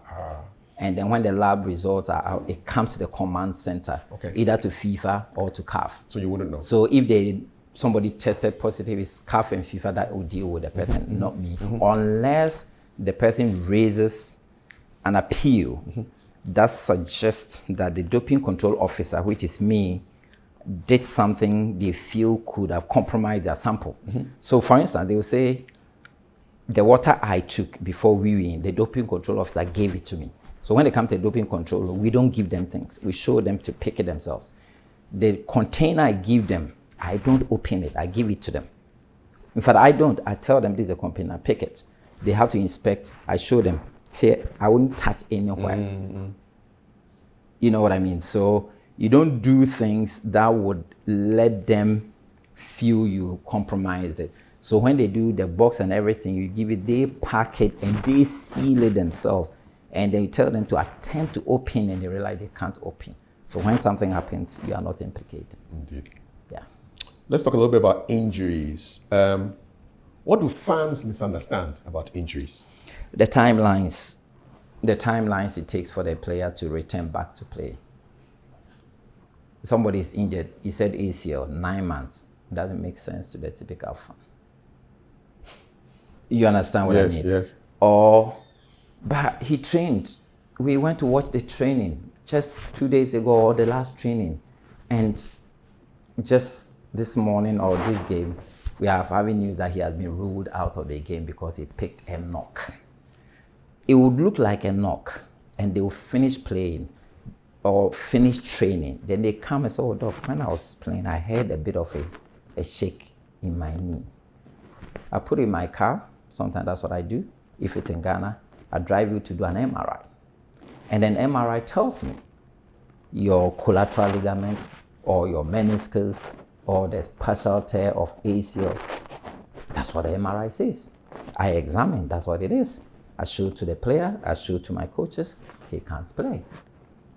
But in the eyes of the supporters, all training is fine. And Dr. Pambo said he can't play. What frustrates you most about this? The same thing that will frustrate the typical fan. The fact that it is me who would have to tell even the player that you can't play. It is me, and especially worse of it, that's the person's first call-up to the Black Star. First call-up, his debut game. And you are the one to tell him, unfortunately, you can't. Do you have any hacks? How do you go about it? How do you tell somebody bad news like this? We've been breaking bad news from medical school. Yeah, so you're trained. We've been breaking bad news from medical school, so it's not the most difficult thing to do. It's the difference is the words you have for the person after breaking the bad news. That's what happens. So that's why I like to drive them in my own car to the center, see to the MRI, and from the center back to the hotel is where we have those conversations. Has anybody gotten violent? No. You only hear the SHIT word. Yeah. That one you hear many times. Many times. But that happens the first 5 minutes. And the F word, you hear many of that. So you probably just put your hands around his neck. Has anybody cried before? Many of them will cry. And many will call if they are married, they will either call their wives or their girlfriends. And of course, you need to attempt to also have red eyes to help them. You shouldn't be happy. In fact, naturally you can't be happy. Then from there, you give them a lot of your experience, a lot of examples of players who have had the same experience, this same conversation I'm having with you in my car. I've had it with this player who is now our star player. So this is just nothing. It's part of the game. You definitely play Black Star. Don't worry. So you almost become like a psychologist also, right? Yeah, working on their minds. Yeah, we do have the sports psychologist, but at that point you do your work, and then if it stays on and on, of course, the clinical psychologist or the sports psychologist comes in to help. But yeah, sounds like an interesting job you have. Yeah, sports medicine or football medicine is very interesting. It's not boring. I mean, it's not the routine kind of thing. There's nothing you've seen and would think the next is the same, because it's happening to two different people, and how they react to it is different. And you have to, you are dealing with multi-million feet, you know what I mean? People whose legs are worth millions of dollars. So ego, you should be able to manage that as well. And because we've done it for some time, when they start, then we start laughing, because they sometimes some can get angry at you sometimes, especially when they are playing. In between, like halftime in the locker room. You come and tell you stuff. Come and shout and scream at you. Yeah, because if you have only 15 minutes to help a player do something. Okay, what happens at halftime? Tell us. Yeah, if there are knocks, basic things, you take care of them. Maybe somebody had a bruise, there's blood, you have to go and clean and dress it up. Somebody needs something applied. You know what I mean? You have to quick fix things that 15 minutes. And in that time, the coach is also talking to them? Yeah. So you have to be at a position where they can watch what the coach is saying as well. So if a particular player needs your attention and you are probably wasting time because you are dealing with other players, everybody wants your attention. Some can scream. How do you deal with people with gigantic egos. No, you have nothing to do. If you can't deal with ego, you have no place in football. It's not possible. It's not. If you react, go and take your bag and go. Leave camp. The egos are bigger. It's normal. It's expected. You know what I mean? I mean, the egos with people dealing with a few thousands of cities on the streets. How much more these ones who are, you know what I mean? So it's something else. Yeah. And I think you get to enjoy it. And it trains you well in life also. You know what I mean? So you walk around and somebody else wants to throw it. So, okay, really? You know, so yeah. How fulfilled do you feel when you succeed in nursing somebody out of an injury to bringing the person back onto the field? It's one of the best feelings. You know what I mean? I mean, somebody has gone through rehab in your hands, you picked the injury, you started managing, it goes to the club, they continue, you've also had a role to play. When you see the person play, you feel very, very happy and fulfilled. You know, sometimes some of them will end the game, they'll even text you, oh, Doc, it all went well. And you feel like actually going on air to let Kafui announce to the whole world that you fixed this person.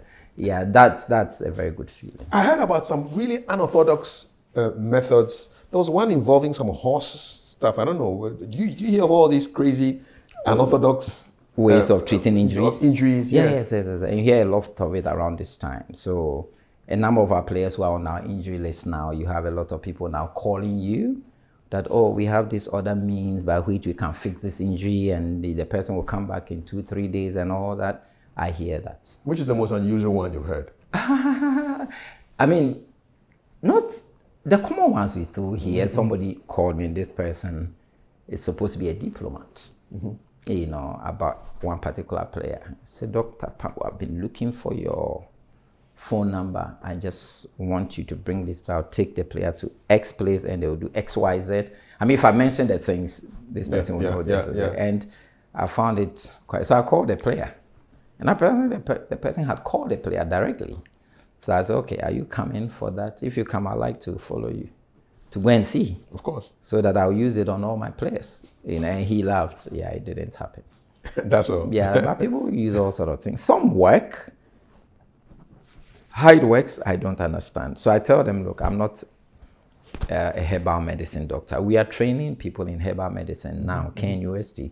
So under the Ministry of Health, there's room for, there's actually a directorate for herbal medicine, you know, but I didn't train there. So if your belief is herbal interventions, why not? It's very allowed. All we want is a player who is ready to play. Couple of quick questions. So can a player be stopped from playing because they have like arthritis? Is there a way can that stop you from playing? Rheumatoid arthritis? It might stop you. Not a doctor will not ask you to stop. You understand what I mean? Okay. The pain and the discomfort and all the things you will be having as a player or an athlete, you will stop yourself. I mean, we've done quite a number of x-rays of knees of players where we have seen early onset of arthritis and they are still playing. You know what I mean? So it is really symptomatic. You know, if the pain is severe enough, the player will decide this is the time to call it off. Yeah. When you have like lots of players getting injured, what does that say? Is that like an indictment on the medical people from the clubs or what's going on? So, yeah, I mentioned the issue of ACL tests now. Anterior cruciate ligament test. Okay. So, if you know what is happening to the game now, you as a doctor will not feel bad. You will know straight away the problem is load. There's just too much load on the players. So, the Professional Footballers Association, I think, are probably trying to fight this, that the workload on the players should be reduced. Now, if you are managing your small club and you're having certain kind of injuries, especially muscle injuries, okay, ankle injuries, and your pitch is not good, then you are contributing because it's up to you to know and to advise owners of the team to make sure that this pitch is what is giving the problems. Or if you have a coach who decides that they will train 2 hours in the morning and train 2 hours in the evening. That's 4 hours a day. And they're not hydrating well. Drinking water. then you have so many injuries. It's an indictment on the medical team for failing to advise the coach on regulating the training load. Why will lack of hydration cause injuries? Oh, I mean, you don't want your ligaments and your muscles to be dried up at the end. That's a basic way to even explain it. You understand? Fluid in the body makes everything more flexible, joints move very well, and the body is not on fire, basically. It's a busy job, but before you were Dr. Pambo, you were just Prince Pambo. Did you ever dream of this particular career that you're in? I've always dreamt of becoming a doctor, Okay. but the dream to become a sports physician was way after medical school. Okay. So why did you want to be a doctor before you I think I just grew up at home and everybody says, yeah, you're a doctor, you know, those things. Did you have doctors in the house? No. I had cousins who were doctors. Okay. I have a sister who was a nurse, but my dad's last born, only boy, and he thought you could be a doctor, maybe because of the position and the grades you were coming home with. Okay. You know, those times it was okay. Where did you live? Where did you grow up? I grew up in the north. I'm a northern 100%. So, and my dad was a king up north. So I grew up in the palace in the north. Okay. Which city? Boliban boy. Okay. That's where I grew up. So, and I attended second cycle. My second cycle education was in Tamale, which was a minor seminary. So I was supposed to become a Roman father. What happened? I didn't want it. You didn't choose a seminary, though. So it was a very good school, St. Charles Minor Seminary. Then from there, I came to... Why did you choose that seminary, though? It was chosen for you.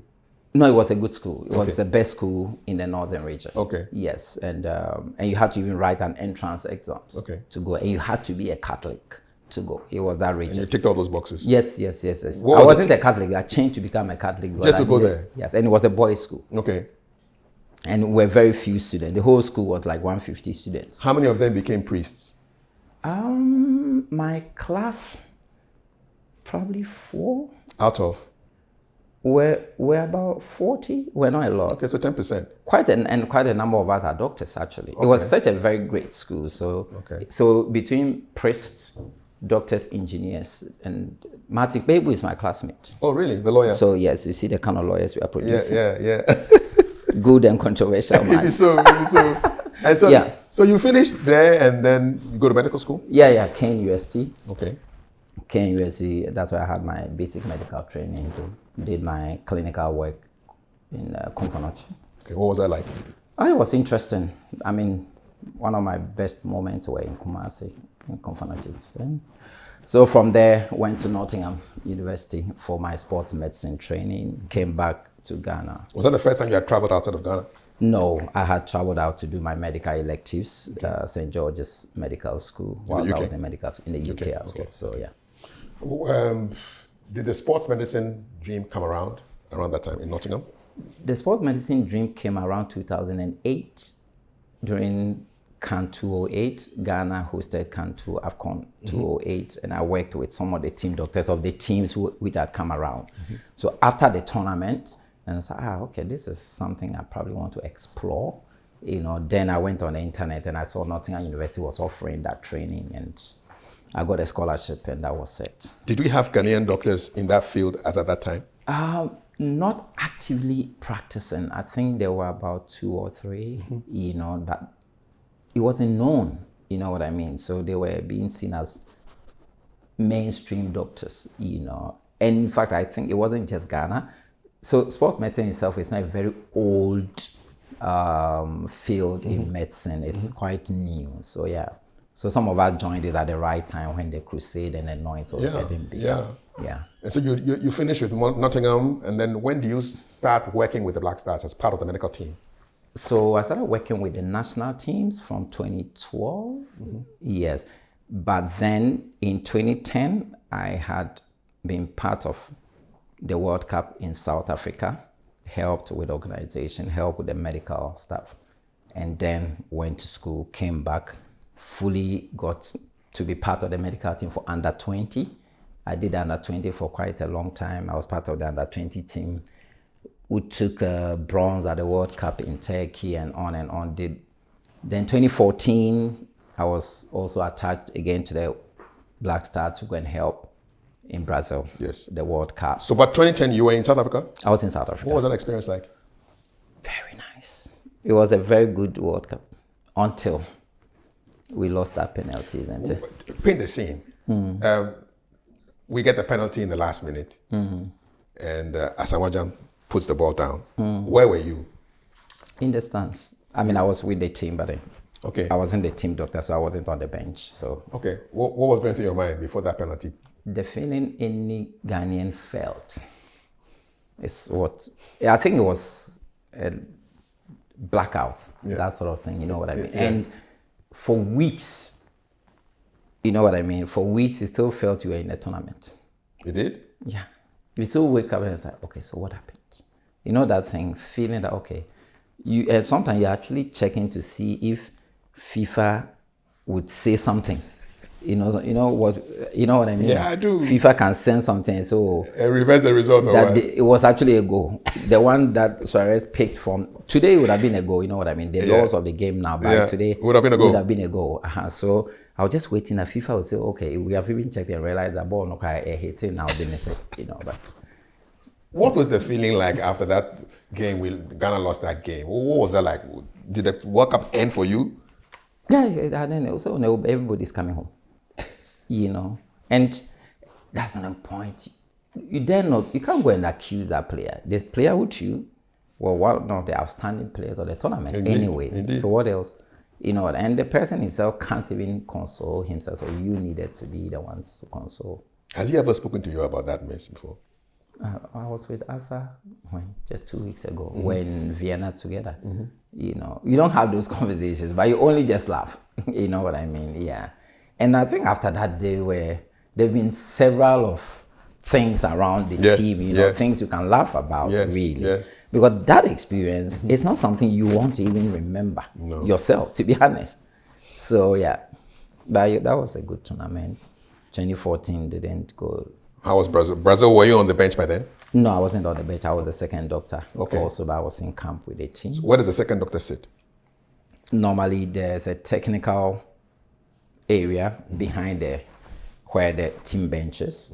There's a technical area. It's in the stands, but then it's just next to the team bench area where you can open and come down if there's a need. I'm looking at weather. With Brazil, what kind of weather did you have? And did it impact the fitness of the players? No.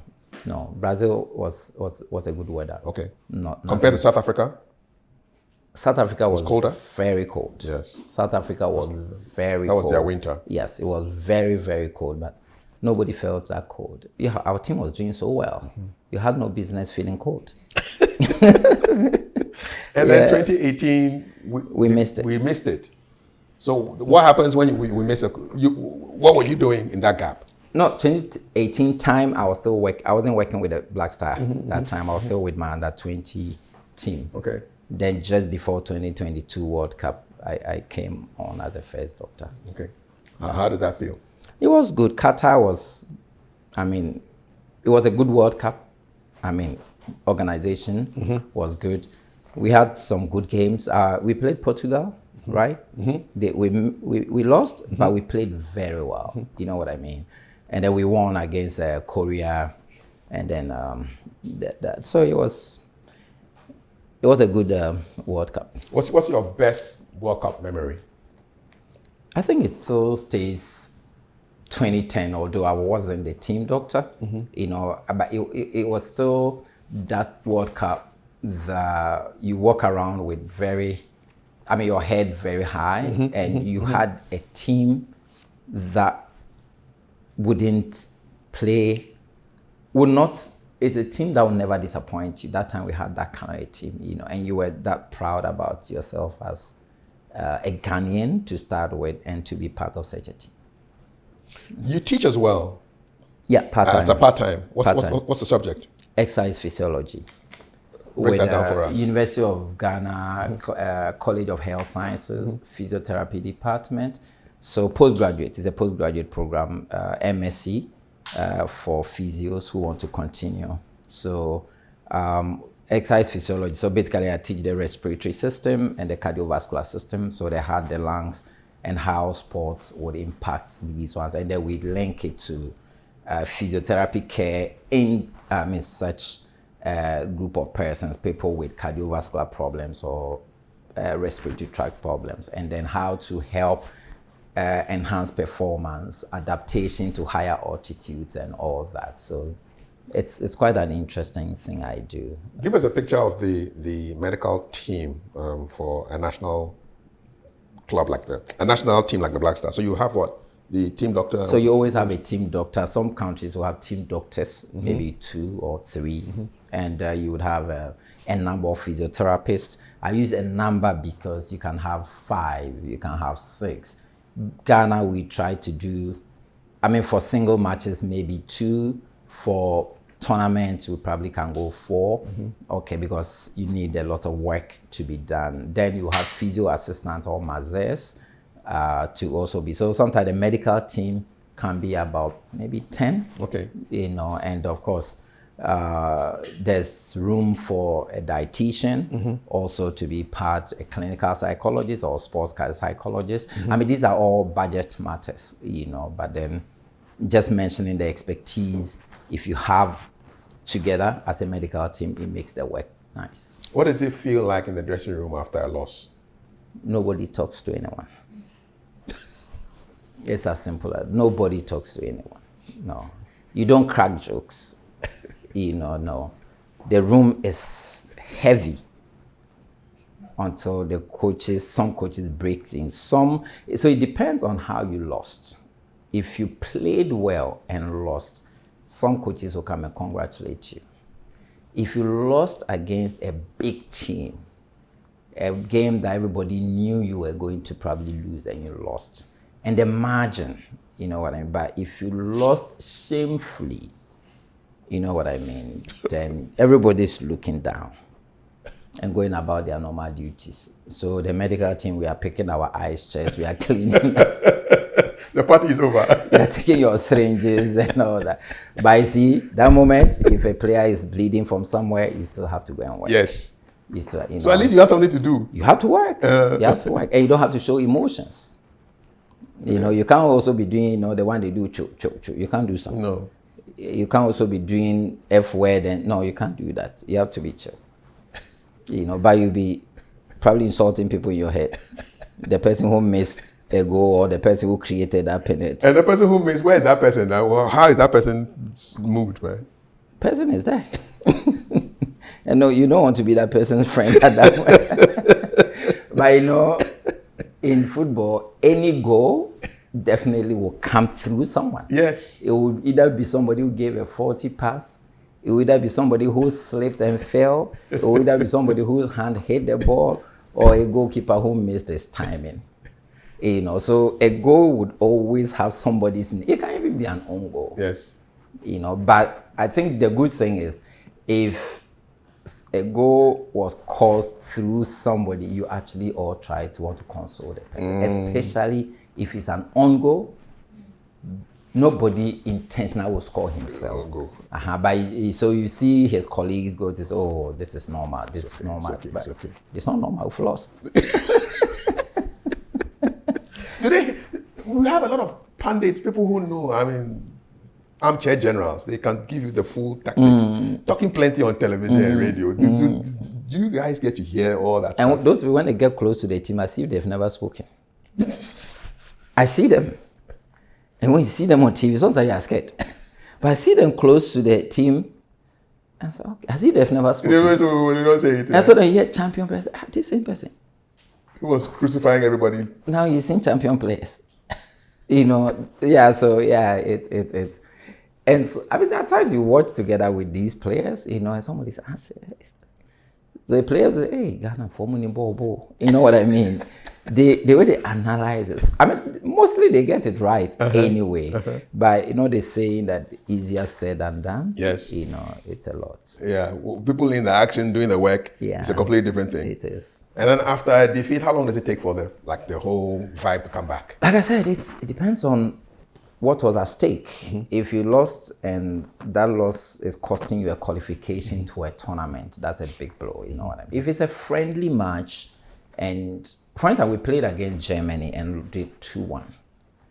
But for the earlier game against Vienna where we lost 5, Austria. A 2-1 against Germany would have been okay. You still can beat Jollof after, you know? Are we putting too much pressure as fans on the team? Too much pressure. We are. You put too much pressure on the players, on technical people. You put too much pressure on our families, our wives, our children. Too much pressure. Your family is suffering? They do all the time. If your daughter or your son's classmates know that her daddy is a team doctor and the team loses, your daughter will have to answer questions. Some teachers are so unnice that they can actually go and address your daughter. What question? They will tell your daughter, go and tell your father you should treat the boys well. The boys are not fit. That's why they lost. 12-year-old girl. So does she come and give you the message? Of course, she's been instructed. Teacher says. So I remember there was a game we lost and I called home and how old was this girl? She was 6 years. She was crying. Oh. Because daddy lost. You know, I said, okay. So there is pressure. A lot of it. How do you diffuse the pressure? Personally, I mean, I work in very tight corners. You know what I mean? So, not too much of it. I think the bits I find a bit difficult is the family bit. When it gets to these young ones, I mean, the children of today, including the Gen Z group, are not very tough. You know, you can't easily destabilize them. You know, so if my team lost, what has it got to do with my 12-year-old daughter? Exactly. So, but it's it comes with rewards, isn't it? You are working as a team doctor. You get paid per DMs. You get paid winning bonus or appearance fee. So yeah, it comes with a check. Yeah. So roll with the punches. Exactly. So you can decide that you don't want pressure, so don't do the work, but you lose money. As team doctor, what are the restrictions that you place on the players in terms of what they eat and drink before a game?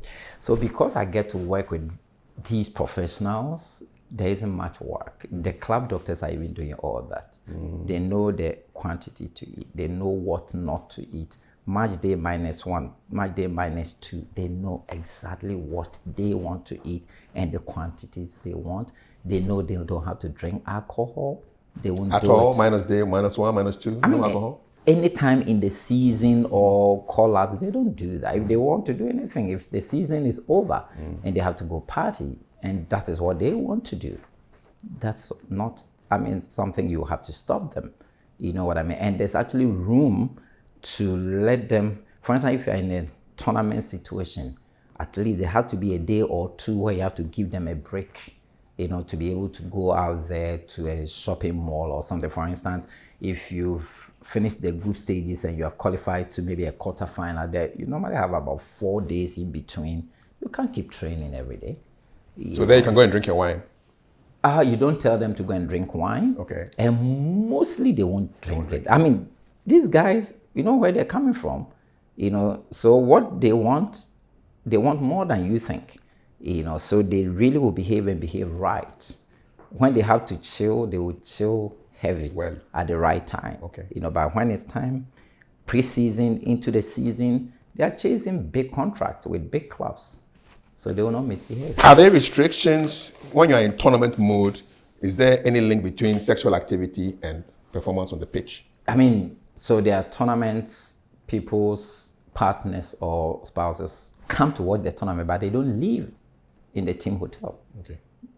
Your wife and your kids or your girlfriend and your kids are in another hotel somewhere, you know, and there will be a day when the coach will allow that your family can come and visit you, or you can go and visit your family. I'm not there to watch that it is this or don't go and have sex. No. But from where I sit, sports medicine, is there a link between sexual activity and performance on the pitch? If there's a link, I'm tempted to think it's a very positive link, to be honest, against all the superstition. What are the superstitions? That if you do that, it's bad luck. Oh, really? Since when, exactly, we hear that in the media. Since when did sex, marriage, or having a woman by you be a bad luck? You know what I mean? Unless you're going to steal somebody's wife. But the science doesn't support. Okay. You know, you hear, oh, yeah, obebre. Really? Am I failing timber? I mean, I don't get it. You get it? So, I mean, in the Premiership and all that, players drive from their homes. Yes. Some of them, their wives drive the match day. Their wives or girlfriends drive them to the clubhouse at 11 a.m. So it's just a myth. Then they come and sit and have breakfast, do a few things, and by 3, they are playing. Between 6 a.m. and 11 a.m., you know what happened? When they even drop them, they have their kisses and everything, and then the guy's brain is open. He will score. But our people will be busy chanting at that moment. Chanting and what? Chanting, eh? Just have somewhere and put your head. So you've debunked the myth straight away. It makes absolutely no sense. So also, we've talked about the food issue. I mean, you basically eat sensible, correct? 100%. Okay. 100%. What's something that fans would never believe that happens behind the scenes medically?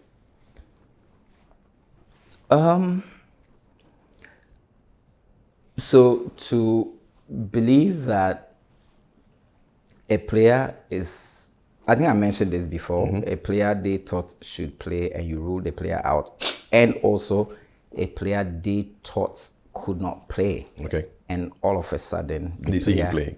is playing. You know, they wouldn't get exactly what you did. Do coaches also do mind games in collaboration with the medical team? Like they in the news, it's like, oh, the person is injured. All of a sudden, now we see the person is playing. Is this like a mind games kind of thing? It's so the doctor's intention would not be for it to be a mind game. For instance, everybody knew the player is on the injury list, and we know the player will be ready first week in May. But on the day the player will be ready, nobody knows. The coaches and the doctors are the ones who know. So yours is to tell the coach that the player is ready. Doctors don't engage the media on match matters. So when they bet about this one can play, the doctors don't do that. There's a media person and there's a coach. So the coach might go for his presses. Press conferences, they will ask him questions and he will decide however to answer them. You know, so if he decides that the first day everybody is seeing that the player is returning to play is when the match is going on, he brings a player. Do players really follow the recovery plans that they give them? Yeah, 100%. They do, eh? Yeah, 100%. If you don't follow, it's your loss. If the players get to know that the medical team, the rehab team, the physios, everybody is there to support them. Basically. What's the biggest gamble that you've had to take medically? To tell my coach that a player who had come down with a minor injury would be ready for our second game. So it was an international break. Game 1, the player cannot. Game 2, the player can. And the coach will ask you a dozen times that, Doc, if you're not sure that this player can play the next game, tell me so that he'll go back to his club because I have a replacement so that I'll bring fresh legs. Then I say, okay, if you want him, I'm saying he'll be ready for the next game. But if you don't want him, we can let him go. He said, no, I want, but I need you to tell me, Doc. Then when you also go back, you call the player and say, my brother, if you don't play the second game, I'm finished. You know what I mean? So that's the only time you put pressure on that player. Transfer the pressure to the person. Of course. You know, because, and if you don't take time, it's a big game and it gets, and the player is scared. The player is so, Doc, I don't feel like I can play. Then you are finished. So that is the gamble, you know, where you are not in the body of the player, but science and medicine tells you that you can fix him. And it's 5 days, you know, and knowing that anything can happen. That's a big gamble, but it's a gamble we are normally happy to take because a good time, a good percentage of the time, you are good. And when that player plays and play well, your coach will come and handshake you and you feel all good. Is there a time you had to race against time to get somebody ready? Yes. And this particular example is one of them. So those are the times when, right after breakfast, you tell them, hey, you have to come to the medical room. And sometimes you knock at the player's door, hey, let's go. You need to come to the medical room because I have to get you ready. And it's always a very good feeling when the player taps it, doc, don't worry, I'll do it for you. Then that one is, Have you worked with the female team before? No, as a team doctor, no, but I worked as a FIFA match doctor for a female tournament, under 17 girls tournament. Okay, where was this? FIFA. It was in Rabat, Morocco. Okay. Yeah. How did that go? It was good. I mean, there I saw the girls knew how to play better than the boys. And they are normally a good group to handle. But to be a doctor for female team is difficult. Because with the females, you manage everything, including emotions. Man talker, that sort of thing. So, and they will take you to the field of play. How does it express? In the field of play. I don't like you. You are not my friend. Pass me, fama. They have those little things in girls kind of thing, but it's not a very wild thing. I mean, at the end of the day, they all feel they have to win together, but their doctors and their coaches, the female doctors, the female coaches, they do a lot more work than the male side. The coaches coaching the females are super patient. Recently worked with the Black Queens coach. He came to help the Black Star team last. And he's so chill. And I was asking him, is it because you kill girls? He said, yes. Because you have to be patient to teach them the thing over and over. And when they get it, they are better than men. And it's true. And the same thing with the doctors. When the females come and they complain about it, you have to, you know what I mean? The girl is dealing with a broken heart and she's in camp.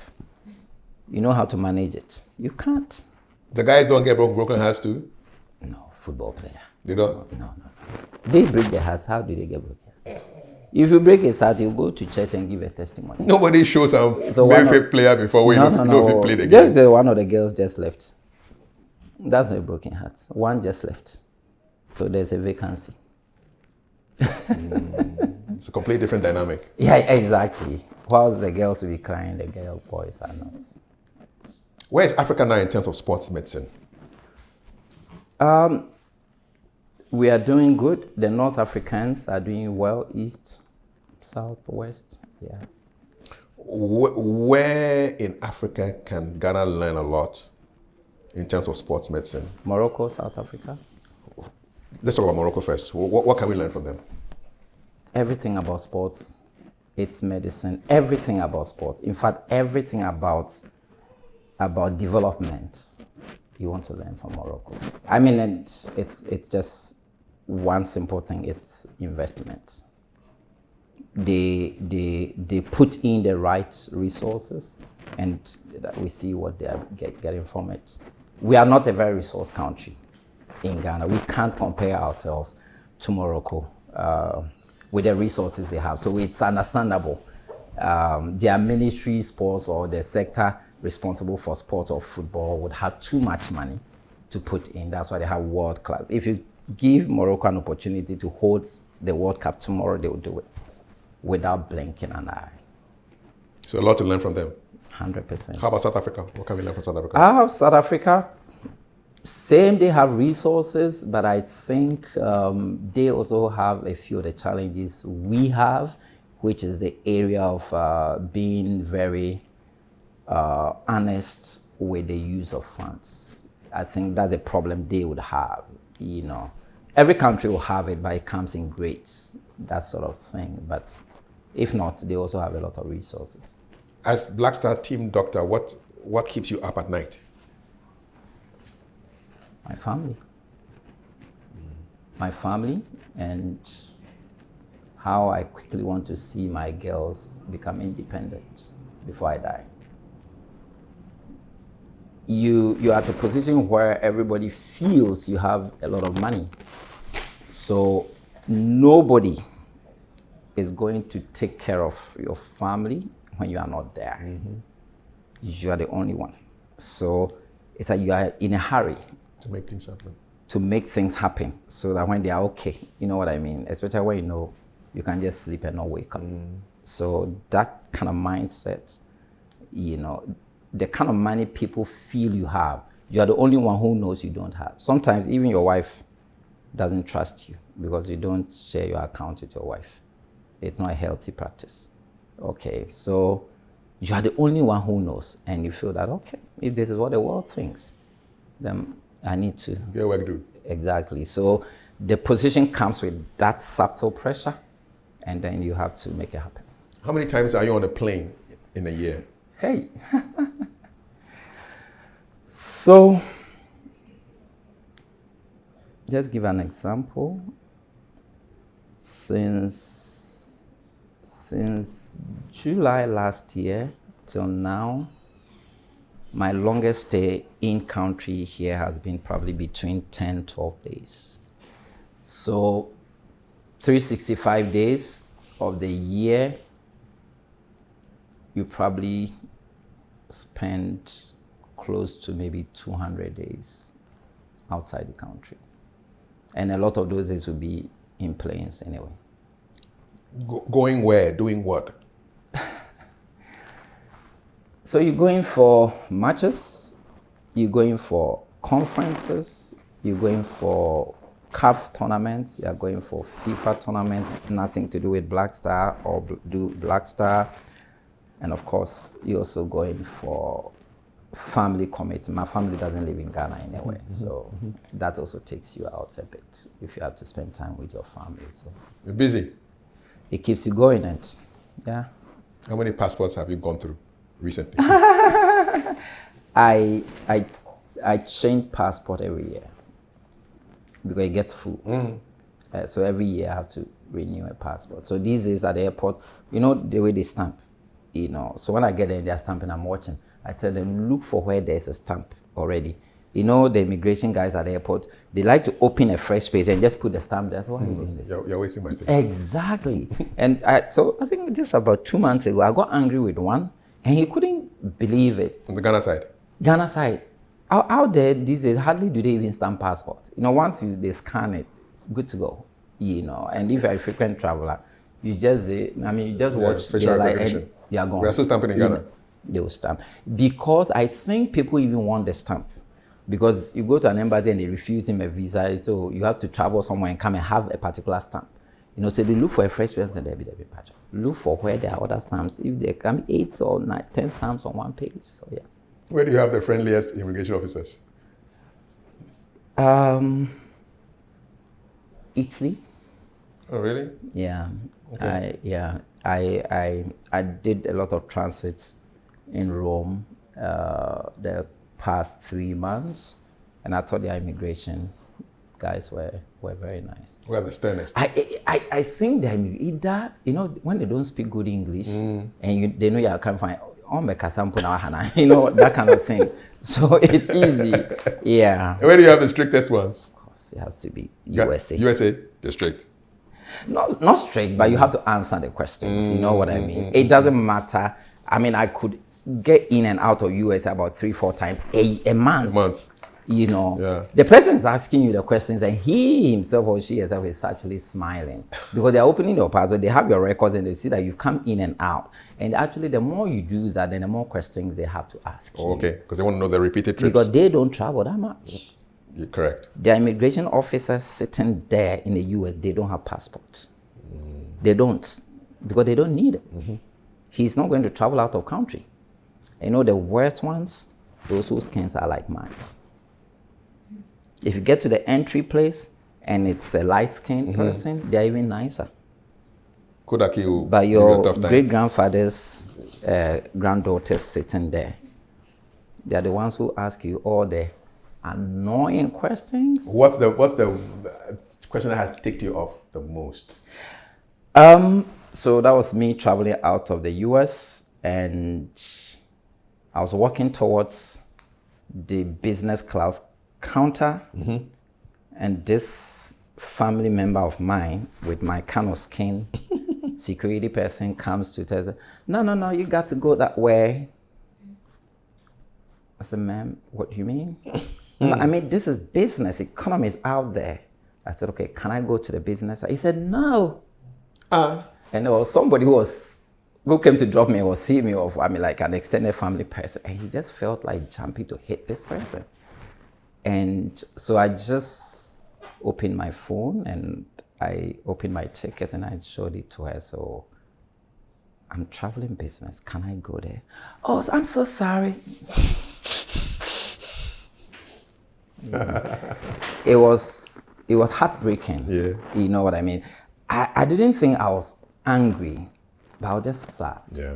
You know what I mean? For this person who taught any person hair skin tie couldn't travel business. You know what I mean? Yeah. That was it. I wouldn't say I wasn't dressed well. It's not possible. No. I actually dressed well even in my sleep. It was all. So there was no reason than to say that she was restricted in her ability to think, you know what I mean, which is very painful. Yeah. You know, yeah, but I have to say thank you, man. Maybe. Of all the hats that you wear, which one do you enjoy most? Because you do different things. I like my role as a FIFA match doctor. It's the hat I like most. Why?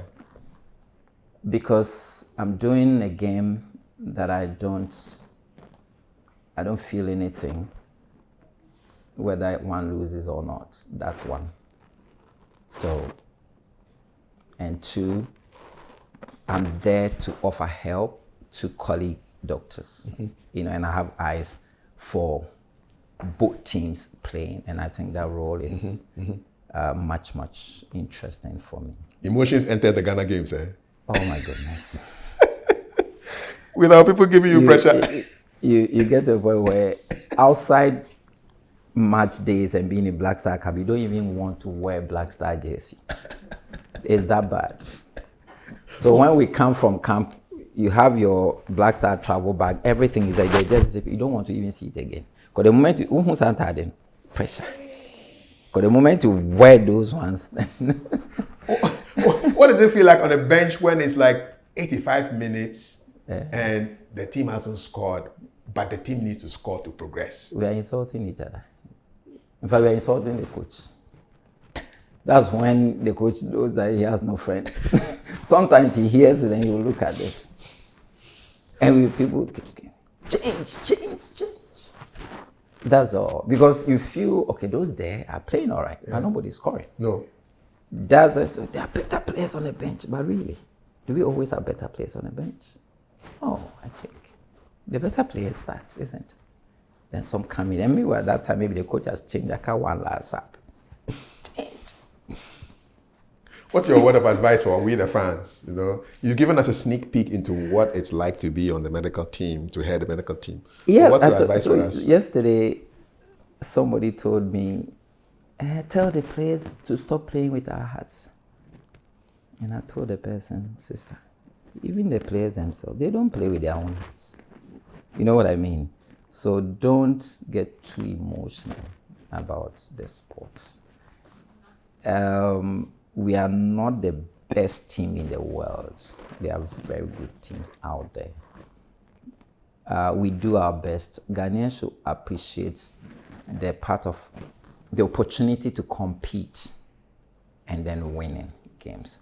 So we should see things that way. But I know how difficult it is. I mean, we are not the worst country when it comes to how our supporters can misbehave. I think we learned it from our English parents. They are the worst in the world.